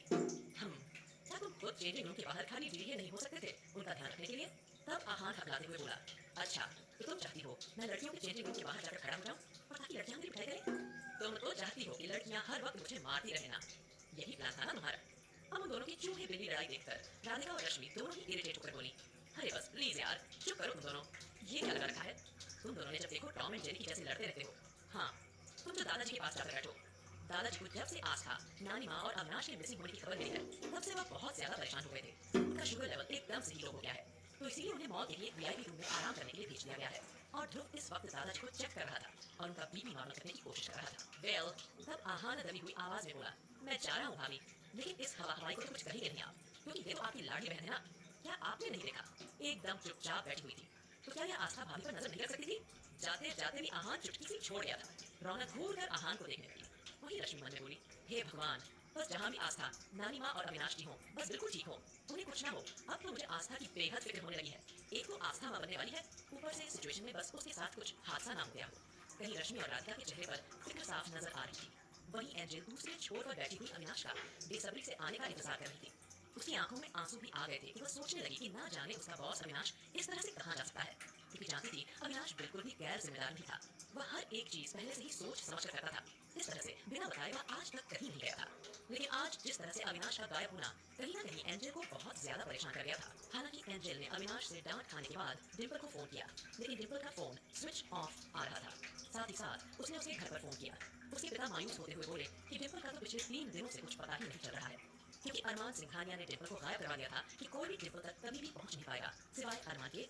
वेल, एंजल अविनाश को बताना चाहती थी और अपनी तरफ से अपना साइड क्लियर करना चाहती थी कि उसकी कोई गलती नहीं थी। लेकिन अब अविनाश को कुछ बताने से पहले वह गायब हो गया, तो इसीलिए एंजल को और ज्यादा चिंता होने लगी। वह अब जल्दी ही अविनाश, आस्था और नानी माँ को लेकर मॉल में पहुंच चुका था। और जैसे ही वो मॉल में पहुंचे, तब उनकी नजर राधिका, रश्मि और रौनक पर पड़ी। तब आस्था कहते हुए आवाज लगाते हुए बोली, रश्मि दीदी। अब जैसे ही आस्था की आवाज रश्मि के कानों में आई, रश्मि घूर कर इधर उधर आस्था को देखने लगी। राधिका भी और एंजल भी अब आस्था को देखने लगी। और अब आस्था के साथ अविनाश और नानी माँ को देखकर उनके चेहरे पर एक खुशी भरी मुस्कुराहट आ जाती है। तभी रश्मि ने दौड़कर आस्था को गले से लगा लिया और परवाह जताते हुए बोली, आस्था तुम ठीक तो हो ना? तुम कहाँ चली गई थी? तुम्हें हो क्या गया है? तुम बिन बताए इस तरह से कहाँ जा सकती हो? हाँ बताओ आस्था, तुमने ऐसी गैर जिम्मेदाराना हरकत क्यों की थी? क्या तुम जानती नहीं कि अपने पति को अरमान कितना ज्यादा गुस्सा हो गया था? वह कितना ज्यादा डर गया था? उसे तुम्हारी कितनी ज्यादा चिंता हो रही थी? ये बोलकर रश्मि आस्था से सवाल करने लगी। तब आस्था रश्मि से बोली, हम आपको सारी बातें बताते हैं रश्मि दीदी, पहले आप सांस तो लीजिए। ये बोलकर आस्था रश्मि को शांत करने की कोशिश करने लगी। तभी दादाजी को देखने के बाद आहान भी वहां आ गया था और आहान की नजर जैसे ही आस्था पर और नानी माँ और अविनाश पर पड़ी, वो दौड़कर उनके पास आया और बोला, भाभी आप कहाँ चली गई थी? आप जानती हैं हम सब कितने परेशान हो गए थे, आप ऐसे कैसे कर सकती हैं? भाभी आपको कम से कम बताना चाहिए था कि आप कहाँ जा रही हैं। ये बोलकर आहान भी अब कितने सारे सवाल आस्था से करने शुरू कर दिए थे। तब आस्था आहान को शांत करते हुए धीमी आवाज में बोली, आप शांत हो जाइए, हम बिल्कुल ठीक है। वही रौनक भी अपनी जगह से उठी और आस्था को गले से लगाकर बोली, या तुम ठीक हो ना? तब आस्था ने अपनी गर्दन हाँ में हिला दी थी। राधिका ने भी आस्था को गले से लगाया। तब आहान जाकर नानी माँ से गले से लग गया था और नाखुश होकर बोला, क्या नानी माँ, अगर आपको सूट ट्राई नहीं करना था आप मुझे बता सकती थी ना? और आपने नया सूट पहना और आप घूमने के लिए बाहर चले गए, कम से कम बता तो देती। आप जानती हैं हम कितने ज्यादा परेशान हो गए थे। वही एंजल सीधा अविनाश के पास आती है और उसका हाथ पकड़ डसकर बोली, सर आप ठीक है ना? आप कहाँ चले गए थे? तब अविनाश ने एक झटके से ही एंजल के हाथ से अपने हाथ चुप धर लिया और आस्था के पास जाकर खड़ा हो गया था। लेकिन इससे पहले कि कोई कुछ जवाब देता, तभी पीछे से एक और डीप वॉइस आई, आस्था। अब आस्था ने जैसे घूमकर देखा, उसने देखा कि अरमान सिंघानिया अपनी पॉकेट में हाथ डालकर खड़ा हुआ था और इंटेंस नजरों से आस्था को ही देख रहा था। अब तो आस्था की हैरानी का कोई ठिकाना नहीं था। वह बहुत ज्यादा सहम गई थी, क्योंकि उसे उस वक्त अरमान बेहद खतरनाक दिखाई दे रहा था। अब आकाश और सुमित जल्दी ही वहां आकर खड़े हो गए थे और अविनाश को और देखकर बोले, अविनाश ये सब क्या था और आप कहाँ गए थे? इन दोनों को लेकर हाँ, वहीं अरमान सीधा आस्था के पास आकर खाड़ी पीटी अच्छा हो गया था और अचानक आस्था की कमर में हाथ डालकर उसने उसे अपने करीब किया था, उसे गले से लगा लिया। अरमान खुद को तसल्ली देने की कोशिश कर रहा था कि आस्था से बिल्कुल ठीक है, तो उसे परेशान होने की जरूरत नहीं है। अरमान का दिल बेहद तेजी से धड़क रहा था। वही आस्था सब कुछ याद करते हुए बोली, देखिए आप लोग हमें बोलने का मौका दीजिए, हम बिल्कुल ठीक है, हमें कुछ नहीं हुआ है। वह तो वो किडनैपिंग। और जैसे ही आस्था ने ये बोला किडनैपिंग, सबके मुंह खुले के खुला रह गए थे। हाँ जल्दी से बोला, क्या भाभी आप फिर से किडनैप हो गई थी? तब ध्रुव दादाजी को लेकर अब बाहर आ गया था, क्योंकि दादाजी को बेचैनी होने लगी थी। अब सबके सब जैसे वहां आए और दादाजी ने आकर नानी माँ और आस्था के हालचाल लेने लगे। वेल, तब आस्था के मुंह से किडनैपिंग सुनकर सब लोग हैरान हो गए। हर झपटी में बौखलाते हुए बोले, किडनैपिंग? क्या हुआ आपके साथ? फिर से किसी ने कुछ किया। सभी अलग अलग तरीके के सवाल पूछने लगे। तब आस्था सबको शांत करते हुए बोली, आप प्लीज शांत हो जाइए, पहले हमें पूरी बात बोलने का मौका तो दीजिए। तब अरमान ने आस्था का हाथ पकड़ा और उसे एक जगह बिठा दिया और सबको चुप रहने का इशारा किया और सीरियस वॉइस में बोला, बताओ क्या बात है, कहाँ गई थी आप? किसी ने आपको हर्ट तो नहीं किया? कहीं ना कहीं अरमान की निगाहें इस वक्त आस्था के पूरे शरीर को चेक कर रही थी कि कहीं आस्था के शरीर पर कोई खरोच का किसी भी चीज के निशान तो नहीं है, क्योंकि अगर किसी ने भी आज आस्था को हर्ट करने की कोशिश की होती तो अरमान उनके इतने टुकड़े करेगा कि कोई सोच भी नहीं सकता। कहीं ना कहीं अरमान की निगाहें उस वक्त आस्था के पूरे शरीर को चेक कर रही थी कि कहीं आस्था के शरीर पर कोई खरोच या किसी चीज का निशान तो नहीं है। आस्था बड़े ही ध्यान से अरमान को देख रही थी। अरमान की नजरें उसे अपने पूरे जिस्म पर महसूस हो रही थी। आस्था अरमान को बताना चाहती थी कि वह बिल्कुल ठीक है, वह परेशान ना हो, लेकिन अरमान की इंटेंस नजर देखकर आस्था घबरा रही थी, क्योंकि वह अच्छी तरह से जानती थी कि अरमान उसे लेकर कितना ज्यादा पजेसिव है। तभी आस्था आहान की ओर देखकर बोली, देवर जी, हम आपको यही तो बताना चाहते हैं कि हमने नानी माँ को कुछ लोगों को गाड़ी में डालकर कहीं ले जाते हुए देखा। रश्मि दीदी ने हमें जो ड्रेस ट्राई करने के लिए दिया था, हम अरमान जी को दिखाने के लिए जा रहे थे, लेकिन जब हमने इस तरह से कुछ लोगों को एक बड़ी सी काले रंग की गाड़ी में नानी माँ को ले जाते हुए देखा तो हम पूरी तरह से चौंक गए और हम तुरंत नानी माँ को आवाज देते हुए उनके पीछे जाने लगे। अविनाश भैया ने हमें देख लिया, वह भी हमारे साथ पीछे पीछे आ गए, लेकिन जब तक हम दोनों कुछ कर पाते वो लोग एक बड़ी सी गाड़ी में बिठाकर निकल गए थे। अरमान ने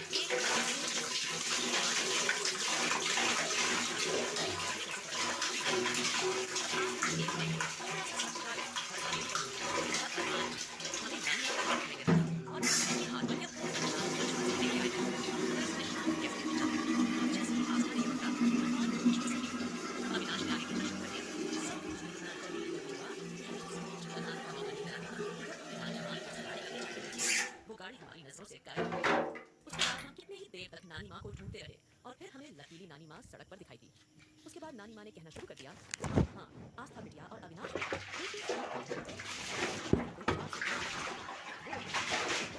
उनके हाथ लगा है, वह उसके साथ बलात्कार करेगी। नानी माँ ने सीधे सीधे सपाट शब्दों में जैसे ये बोला, अरमान ने सारी चीजों पर गौर करना शुरू कर दिया। आस्था चिड़ी होने लगी। नानी माँ आस्था को चेंज कर गई।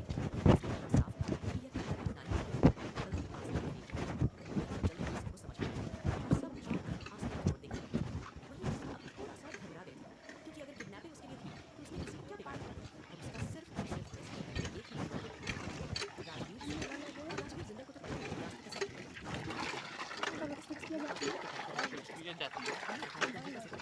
मुझे लगता है शायद नानी माँ ठीक है। जरूर सोचा किडनैपिंग की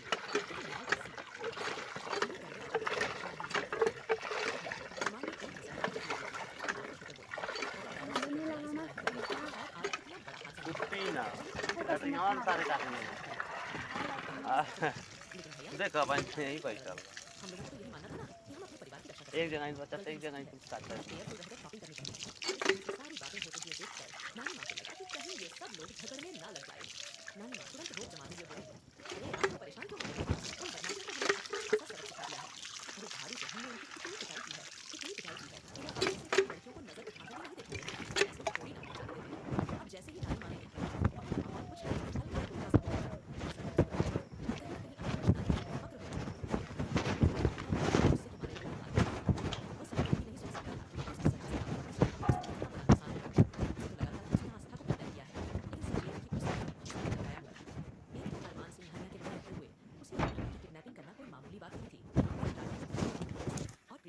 शेयर बनने के लिए इतना रिस्क लिया था। सी टीवी कैमरा भले ही उसने बंद कर दिए थे, लेकिन उस वक्त इतना ज्यादा घबराया हुआ था कि उसकी नजरें चारों तरफ थीं सिवाय नानी माँ के। इसलिए आस्था और नानी माँ दोनों में ही उस वक्त फर्क नहीं कर पाया था और सीधा बेहोश करने के बाद फटाफट से पॉली बैग में उसने पैक कर लिया था। अब राघव अपना सर लटकाए हुए बैठा हुआ था। उसके दोस्त राघव को खरी खोटी सुनाने के बाद वहाँ से चले गए थे। वहीं प्रियंका को राघव ने एक जगह मिलने के लिए बुलाया था और वहाँ जाकर उसने सारा सच बता दिया था। किस तरह से तुम्हारी दादी अगवा हो गई थी और दादी ने हमें इतना मारा बहुत ज्यादा क्योंकि राघव के हाथ पैर कमर पर झाड़ के छपने के निशान मौजूद थे। और प्रियंका आग बबूला हो उठी थी और राघव की ओर देखकर बोली, तुमसे कोई काम ढंग का नहीं हो सकता है राघव, क्या जरूरत थी यहाँ वहाँ देखने की? क्या तुम एक नजर उठाकर सामने नहीं देख सकते थे कि वह नानी माँ है या फिर यह आस्था है? अरे क्या तुम एक बूढ़ी औरत और साथ ही साथ एक जवान लड़की में फर्क नहीं पाए? हाँ, यह बोलकर प्रियंका राघव को काफी ज्यादा खरी खोटी सुनाने लगी। तभी राघव प्रियंका पर चिल्लाता हुआ अकड़ते हुए बोला, अच्छा, अरमान सिंघानिया के रहते वहाँ से उसकी बीवी को अगवा करना क्या तो कोई मामूली है? मेरी बात समझ रही हो? हाँ, एक तो मैंने तुम्हारे लिए इतना बड़ा रिस्क लिया, ऊपर से तुम मुझे ही बातें सुना रही हो। यह बोलकर राघव गुस्से से प्रियंका को घूरने लगा था। वही प्रियंका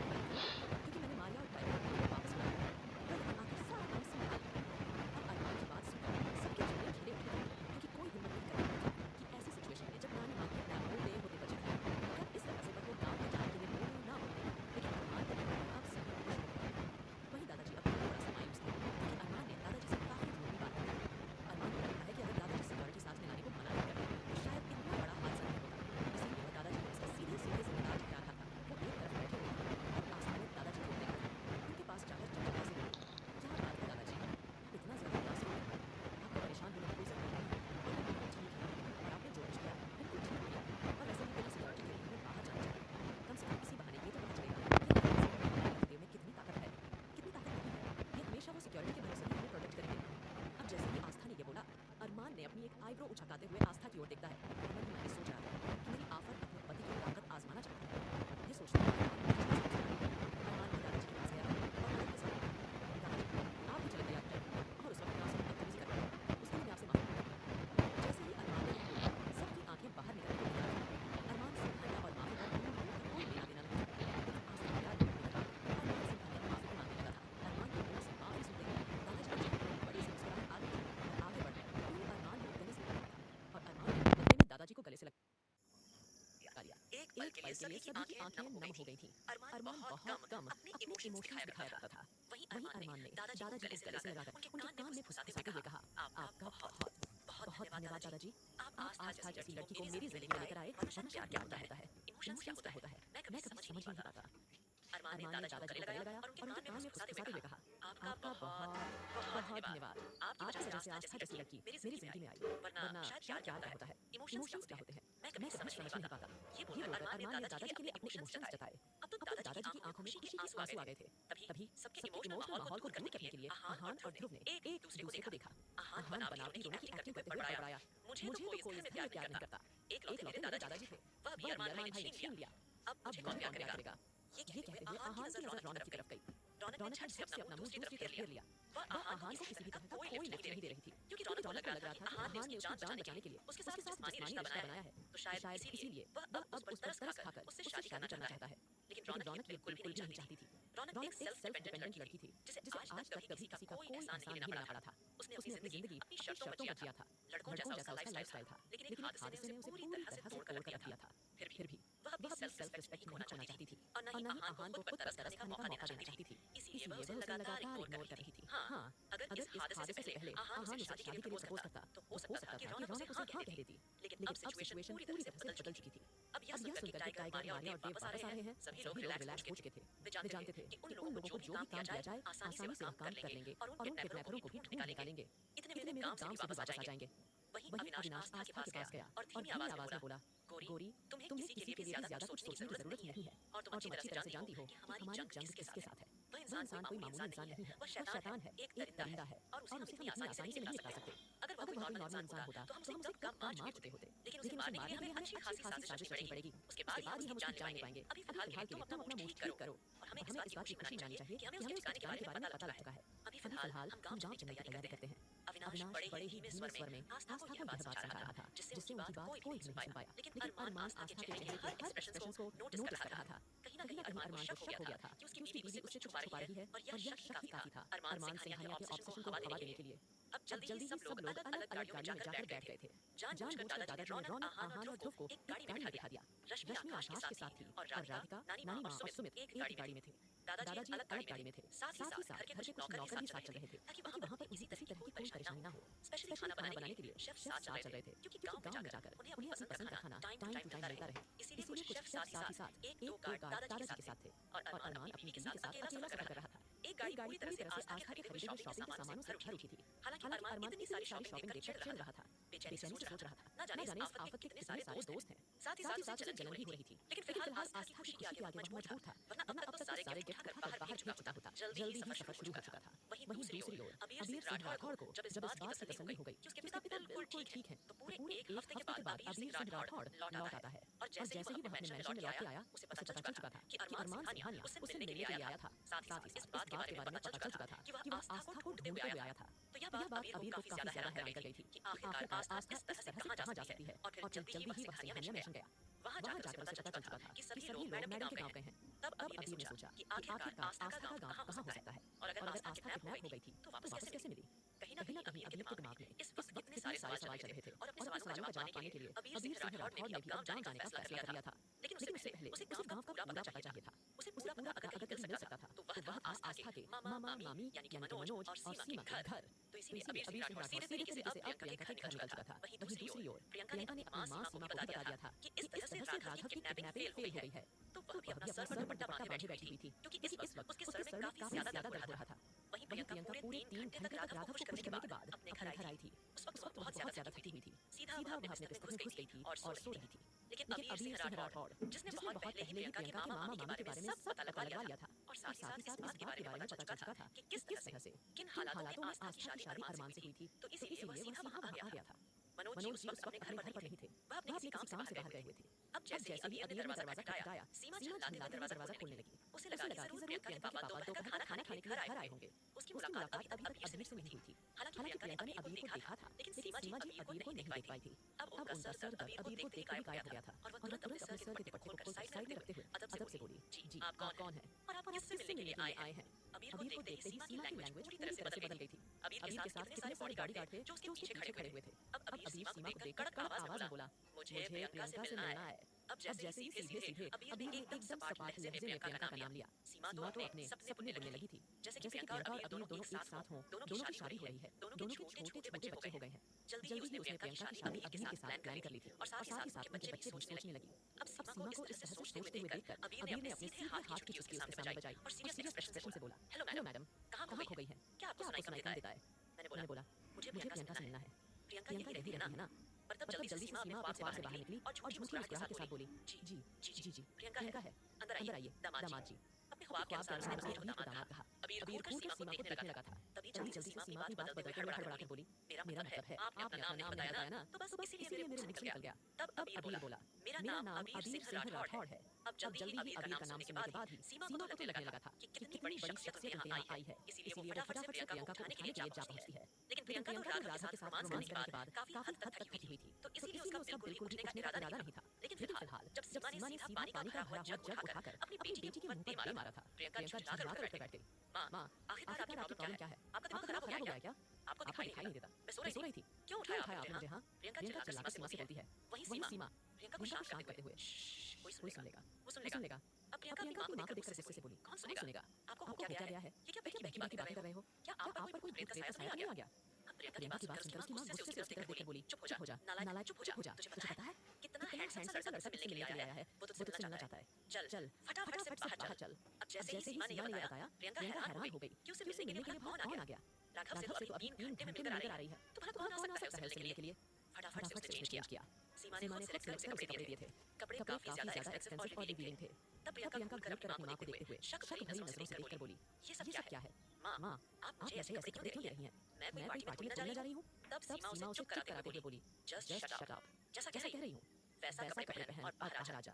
अब जल्दी से प्रियंका ने अपनी मां के दिए हुए कपड़े पहन लिए थे, जिसमें उसका आधे से ज्यादा बदन पूरी तरह से दिखाई दे रहा था। कपड़े पहनकर जैसे ही बाहर आई और उसने अपने सामने अबीर को देखा, तो वह पूरी तरह से हैरान हो गई थी। उस वक्त प्रियंका पर अबीर ने केवल कुछ सी नजर डाली और उसकी ओर देखकर बोला कि मैं यहाँ पर तुमसे जरूरी बात करने के लिए आया हूँ। तब प्रियंका जल्दी से अबीर के ठीक सामने जाकर बैठ गई, हिचकिचाते हुए बोली, हाँ बताइए ना मिस्टर राठौर, आपको क्या काम आ गया?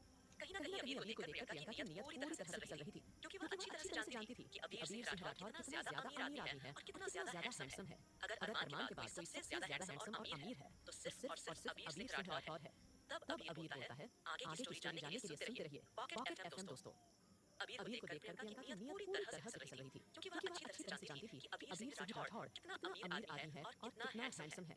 अगर अरमान के पास कोई सबसे ज्यादा हैंडसम और अमीर है तो सिर्फ और सिर्फ अबीर है। तब अबीर साफ शब्दों में बोला, देखो मुझे घुमा फिराकर बात करने की आदत नहीं है, तुम्हें मेरा काम करना होगा और उसके लिए मैं तुम्हें मुंह मांगी कीमत दूंगा।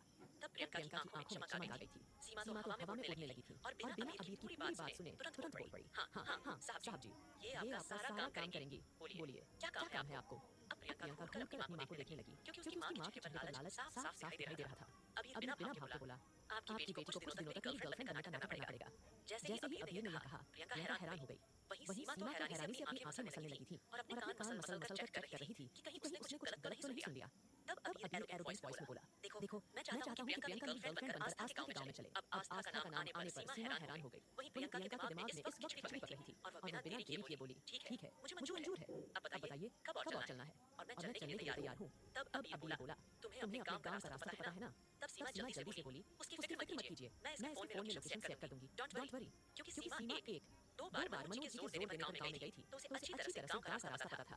तब अबीर ने कोल्ड एक्सप्रेशन से उनकी ओर देखकर कहा, ठीक है एक घंटे बाद मेरा आदमी तुम्हें यहाँ से पिक कर लेगा, तब तक तुम रेडी हो जाओ। ऐसे बोलकर अबीर वहां चला गया था। अब सीमा प्रियंका की ओर देखकर बोली, ये आस्था को क्या मसला है और ये इतना अमीर आदमी आस्था को कैसे जानता है? हाँ मुझे तो कुछ समझ नहीं आया। तब प्रियंका मुस्कुराते हुए अपनी मां की ओर देखकर sarcastic टोन में बोली, अरे मां तुम नहीं समझोगे, ये कोई आम मसला नहीं है। आप जानती हैं ये आस्था का एक तरफा आशिक है और ये आस्था को पाने के लिए कुछ भी कर सकता है। अभी फिलहाल ये मेरा इस्तेमाल करना चाहता है आस्था को पाने के लिए, लेकिन आपकी ये बेटी कुछ कम नहीं है। अब मैं इसका इस्तेमाल करूंगी अरमान सिंह कहानियां को बर्बाद करने के लिए और साथ ही साथ आस्था की जिंदगी को नर्क बनाने के लिए। अब जैसे प्रियंका ने कहा, सीमा को कुछ खास समझ में नहीं आया था, लेकिन साथ ही साथ इस बात से वह गुस्से से भर उठी थी कि इतना अमीर आदमी भी आस्था को पसंद करता है। और तब सीमा कुछ पल खामोश होकर बोली, तू एक काम कर, तू फटाफट से तैयार हो जा, अभी मैं तेरे पापा से पूछ लेती हूँ कि वो कहाँ है, और जब वह आएंगे मैं बहाना बना दूंगी कि तू कुछ दिनों के लिए अपने दोस्तों के साथ आउटडोर ट्रिप पर गई है। ठीक है? तब प्रियंका मुस्कुराकर कहा और फटाफट से तैयार होने के लिए चली गई थी। वहीं दूसरी ओर गाड़ी में सफर करते हुए 2 घंटे से ज्यादा हो गए थे। अब तो आस्था को बेहद नींद आने लगी थी, क्योंकि अरमान पूरे रास्ते अपना काम करते जा रहा था, क्योंकि वह पूरा 15 दिन के लिए बाहर जा रहा था। तो वह इस तरह से सेटिंग कर देना चाहता था कि इससे उसके काम पर किसी तरह का कोई इफेक्ट ना पड़े। अब आस्था ने जल्दी ही अपना सर अरमान के कंधे पर रख दिया था। तब अरमान ने मुस्कुराकर अपना लैपटॉप साइड में रखा और आस्था को अच्छे से अपनी बाहों में धर लिया और बड़े प्यार से उसकी पीठ को, उसके पेट को, साथ ही साथ उसके सर को सहलाने लगा था। वहीं दूसरी ओर रौनक इस वक्त आहान के साथ पिछली सीट पर थी। उनके साथ ध्रुव आगे वाली सीट पर बैठा हुआ था। वही रौनक कंफ्यूज थी कि आखिरकार इस छछूंदर को उसके साथ क्यों बिठा दिया गया है, और उसे समझने में देर नहीं लगी कि शायद सारे परिवार वाले क्या चाहते हैं। लेकिन तब आहान रौनक को इस तरह से बिल्कुल चुपचाप देखकर चिड़चिड़ा गया था और मन ही मन में सोच रहा था, इससे अच्छा होता कि मिस हवा हवाई किसी और के साथ ही आ जाती, कम से कम मेरा सफर इतना ज्यादा बोरिंग तो नहीं होता। तब आहान ध्रुव की ओर देखकर बोला, यार Dhruv, I am feeling very bored, कुछ तो कर यार, तुझे क्या अच्छा लग रहा है? रुकी सूखी सी ट्रिप। मैंने तो सोचा था कि गांव की ट्रिप करेंगे, बहुत मजा आएगा, लेकिन कुछ बोरिंग लोगों के रहते तो मेरी पूरी ट्रिप बोरिंग हो जाएगी। जैसे ही आहान ने इनडायरेक्टली रौनक का निशाना साधा, रौनक ने केवल एक आईब्रो उठाते हुए उसकी ओर देखा और उसके बाद उसे पूरी तरह से इग्नोर कर दिया था। तब ध्रुव हंसते हुए बोला, यार तू क्या चाहता है? मैं क्या पूरे रास्ते तेरे लिए भांगड़ा करते हुए चलूं? हाँ, चुपचाप शांति से सफर कर यार, और अभी पूरे 1.5 घंटे का सफर और बाकी है। याद नहीं आस्था भाभी ने क्या कहा था कि 4 से 5 घंटे उनके गांव में पहुंचने लगते हैं, और अभी हमने केवल 2-2.5 घंटे का सफर किया है, और मुझे लगता है कि अभी 2-3 घंटे और लगने वाले हैं। तो अब चुपचाप करके बैठ। तब आहान बोलता है, यार मेरे बस की नहीं है, मैं इतनी देर तक चुपचाप बैठ गया हूँ, अब मुझसे नहीं होगा। तू कहीं अच्छी सी जगह पर गाड़ी रोक, मैं पहले कुछ खाऊंगा, मुझे बहुत तेज भूख लगी है। आहान की बात सुनकर ध्रुव ने अपने सर पर हाथ मार लिया था और फटाफट से उसने एक मैसेज छोड़ा कि आहान को भूख लगी है, क्या कहीं गाड़ी रोकी जाए? तब अरमान को जैसे नोटिफिकेशन शो हुआ, उसने तुरंत हाँ बोल दिया था, क्योंकि आस्था भी काफी देर से सफर कर रही थी और हो सकता है कि आस्था को भी भूख लगी हो। तो इसीलिए अरमान ने किसी अच्छे से रेस्टोरेंट के पास गाड़ी रोकने के लिए कह दिया था। वहीं आहान भी अब खुश हो गया था। आकाश ने भी एक नजर रश्मि की ओर देखता है, जो कि आकाश के कंधे पर सर रखकर सुकून से सोई हुई थी। तब उसे रश्मि का ख्याल आया कि उसे भी अब कुछ ना कुछ खिलाना चाहिए। वहीं दूसरी ओर राधिका आराम से नानी माँ की गोद में लेटी हुई थी। नानी माँ उसे बड़े ही प्यार से होल्ड करके बैठी हुई थी। सुमित आगे बैठा हुआ था। सुमित बार-बार साइड मिरर से घूर कर राधिका को देख रहा था कि कितनी आराम से और नानी माँ की गोद में आराम कर रही है। वहीं राधिका को अपने बदन पर सुमित की गहरी नजर महसूस हो रही थी, लेकिन उसने ज्यादा ध्यान नहीं दिया, क्योंकि वह सुमित को बिल्कुल भी ज्यादा इंपॉर्टेंस नहीं देना चाहती थी। वेल तभी ध्रुव रौनक से ड्राइव करते हुए पूछता है, अच्छा रौनक, क्या तुम्हें भूख लगी है? अगर तुम्हें भूख लगी है तो मैं कहीं ना कहीं गाड़ी रुकवा दूंगा। अब जैसे ही ध्रुव ने कहा, आहान घूर कर ध्रुव को देखते हुए बोला, अरे वाह रे वाह, तू कैसा दोस्त है यार? लड़की के लिए तो कहीं भी गाड़ी रुकवा देगा। तेरा दोस्त बेचारा कब से भूखा है, भूख से तड़प रहा है, भूख से उबल रहा है, और तुझे कितनी बार बोल चुका है कि तू कहीं गाड़ी रुकवा दे। तो तू ग्रुप मैसेज करके सबसे पूछ रहा है, और यहाँ पर लड़की अगर कह देगी तो तू अभी गाड़ी रोकेगा। मैंने तो कभी नहीं सोचा था कि मेरा दोस्त इधर पर आया हो जाएगा। ऐसा बोलकर आहान घूर कर ध्रुव को देखने लगा था। तब उसकी नौटंकी देखकर ध्रुव हंसते हुए बोला, यार क्या बकवास कर रहा है तू? हाँ, तुमने देखा नहीं, रौनक ने सुबह नाश्ता भी ठीक से नहीं किया था, और रही बात तेरी, तुझे तो मैंने अपनी दोनों आंखों से देखा था कि तू किस तरह से ठूस कर पनीर के पराठे, आलू के पराठे खा रहा था। अरे कम से कम 8-10 खा गया होगा। तो तुझे भूख कहाँ से लग रही होगी? मैं अच्छी तरह से जानता हूँ। एक जगह तुझे बैठने की आदत नहीं है, इसीलिए बस थोड़ी देर के लिए गाड़ी से बाहर निकलना चाहता है। ठीक है, और मैं सिर्फ रौनक से इसलिए पूछ रहा हूँ क्योंकि अगर उसे भूख लगी तो मैं वाकई उसके लिए गाड़ी रोक दूंगा। तब रौनक ध्रुव की ओर देखकर बोली, नहीं ध्रुव जी, उसकी कोई जरूरत नहीं है, मुझे कोई भूख नहीं लगी है। तब ध्रुव ने ओके कहा। तब वही आहान रौनक को देखकर बोला, हाँ, इन मैडम को भूख कैसे लगेगी? इतना मेरा खून जो पीती है। तब रौनक घूर कर आहान को देखकर बोली, व्हाट यू, तुम्हारा कहने का मतलब क्या है? हाँ, मैं तुम्हारा खून पीती हूँ। हाँ, क्या मैं डायन लगती हूँ? मैं तुम्हारा खून पीऊंगी। हाँ, देखो, तुम्हें मुझसे ज्यादा बकवास करने की कोई जरूरत नहीं है। जैसे ही रौनक ने एक ही झटके में आहान पर दाड़ा, आहान और उसे और भड़काते हुए बोला, ओह अच्छा, तुम्हें भूख इसीलिए नहीं लग रही है, तुम मेरा खून पीती रहती हो और मेरा दिमाग खाती रहती हो, तो इसीलिए तुम्हें भूख कहाँ से लगेगी? हाँ बताओ मुझे, भला कहाँ से लगेगी तुम्हें भूख? ऐसे बोलकर आहान रौनक को देखने लगा था। वही ध्रुव आहान और रौनक की नोक झोंक एंजॉय करने लगता है। तब रौनक आहान को देखकर बोली, अच्छा मैं तुम्हारा दिमाग खाती हूँ। अरे दिमाग उसे खाया जाता है जिसके पास कोई कुछ थोड़ा बहुत दिमाग हो। तुम्हारे पास तो दिमाग नाम की कोई चीज है नहीं। और हाँ, तुम्हें क्या लगता है मैं तुम्हारा खाली दिमाग खाऊंगी? नो वे। और तुम्हारी जानकारी के लिए बता दूं, आई एम प्योर वेजिटेरियन और मुझे तुम्हारा दिमाग खाने का कोई शौक नहीं है। जैसे रौनक ने बताया, आहान बोला, अच्छा तो आप वेजिटेरियन हैं? अच्छा, एक तो आपने मेरा दिमाग खा के मुझे एकदम पागल बना दिया है और आप वेजिटेरियन होने का दावा कर रही हो। Just ridiculous.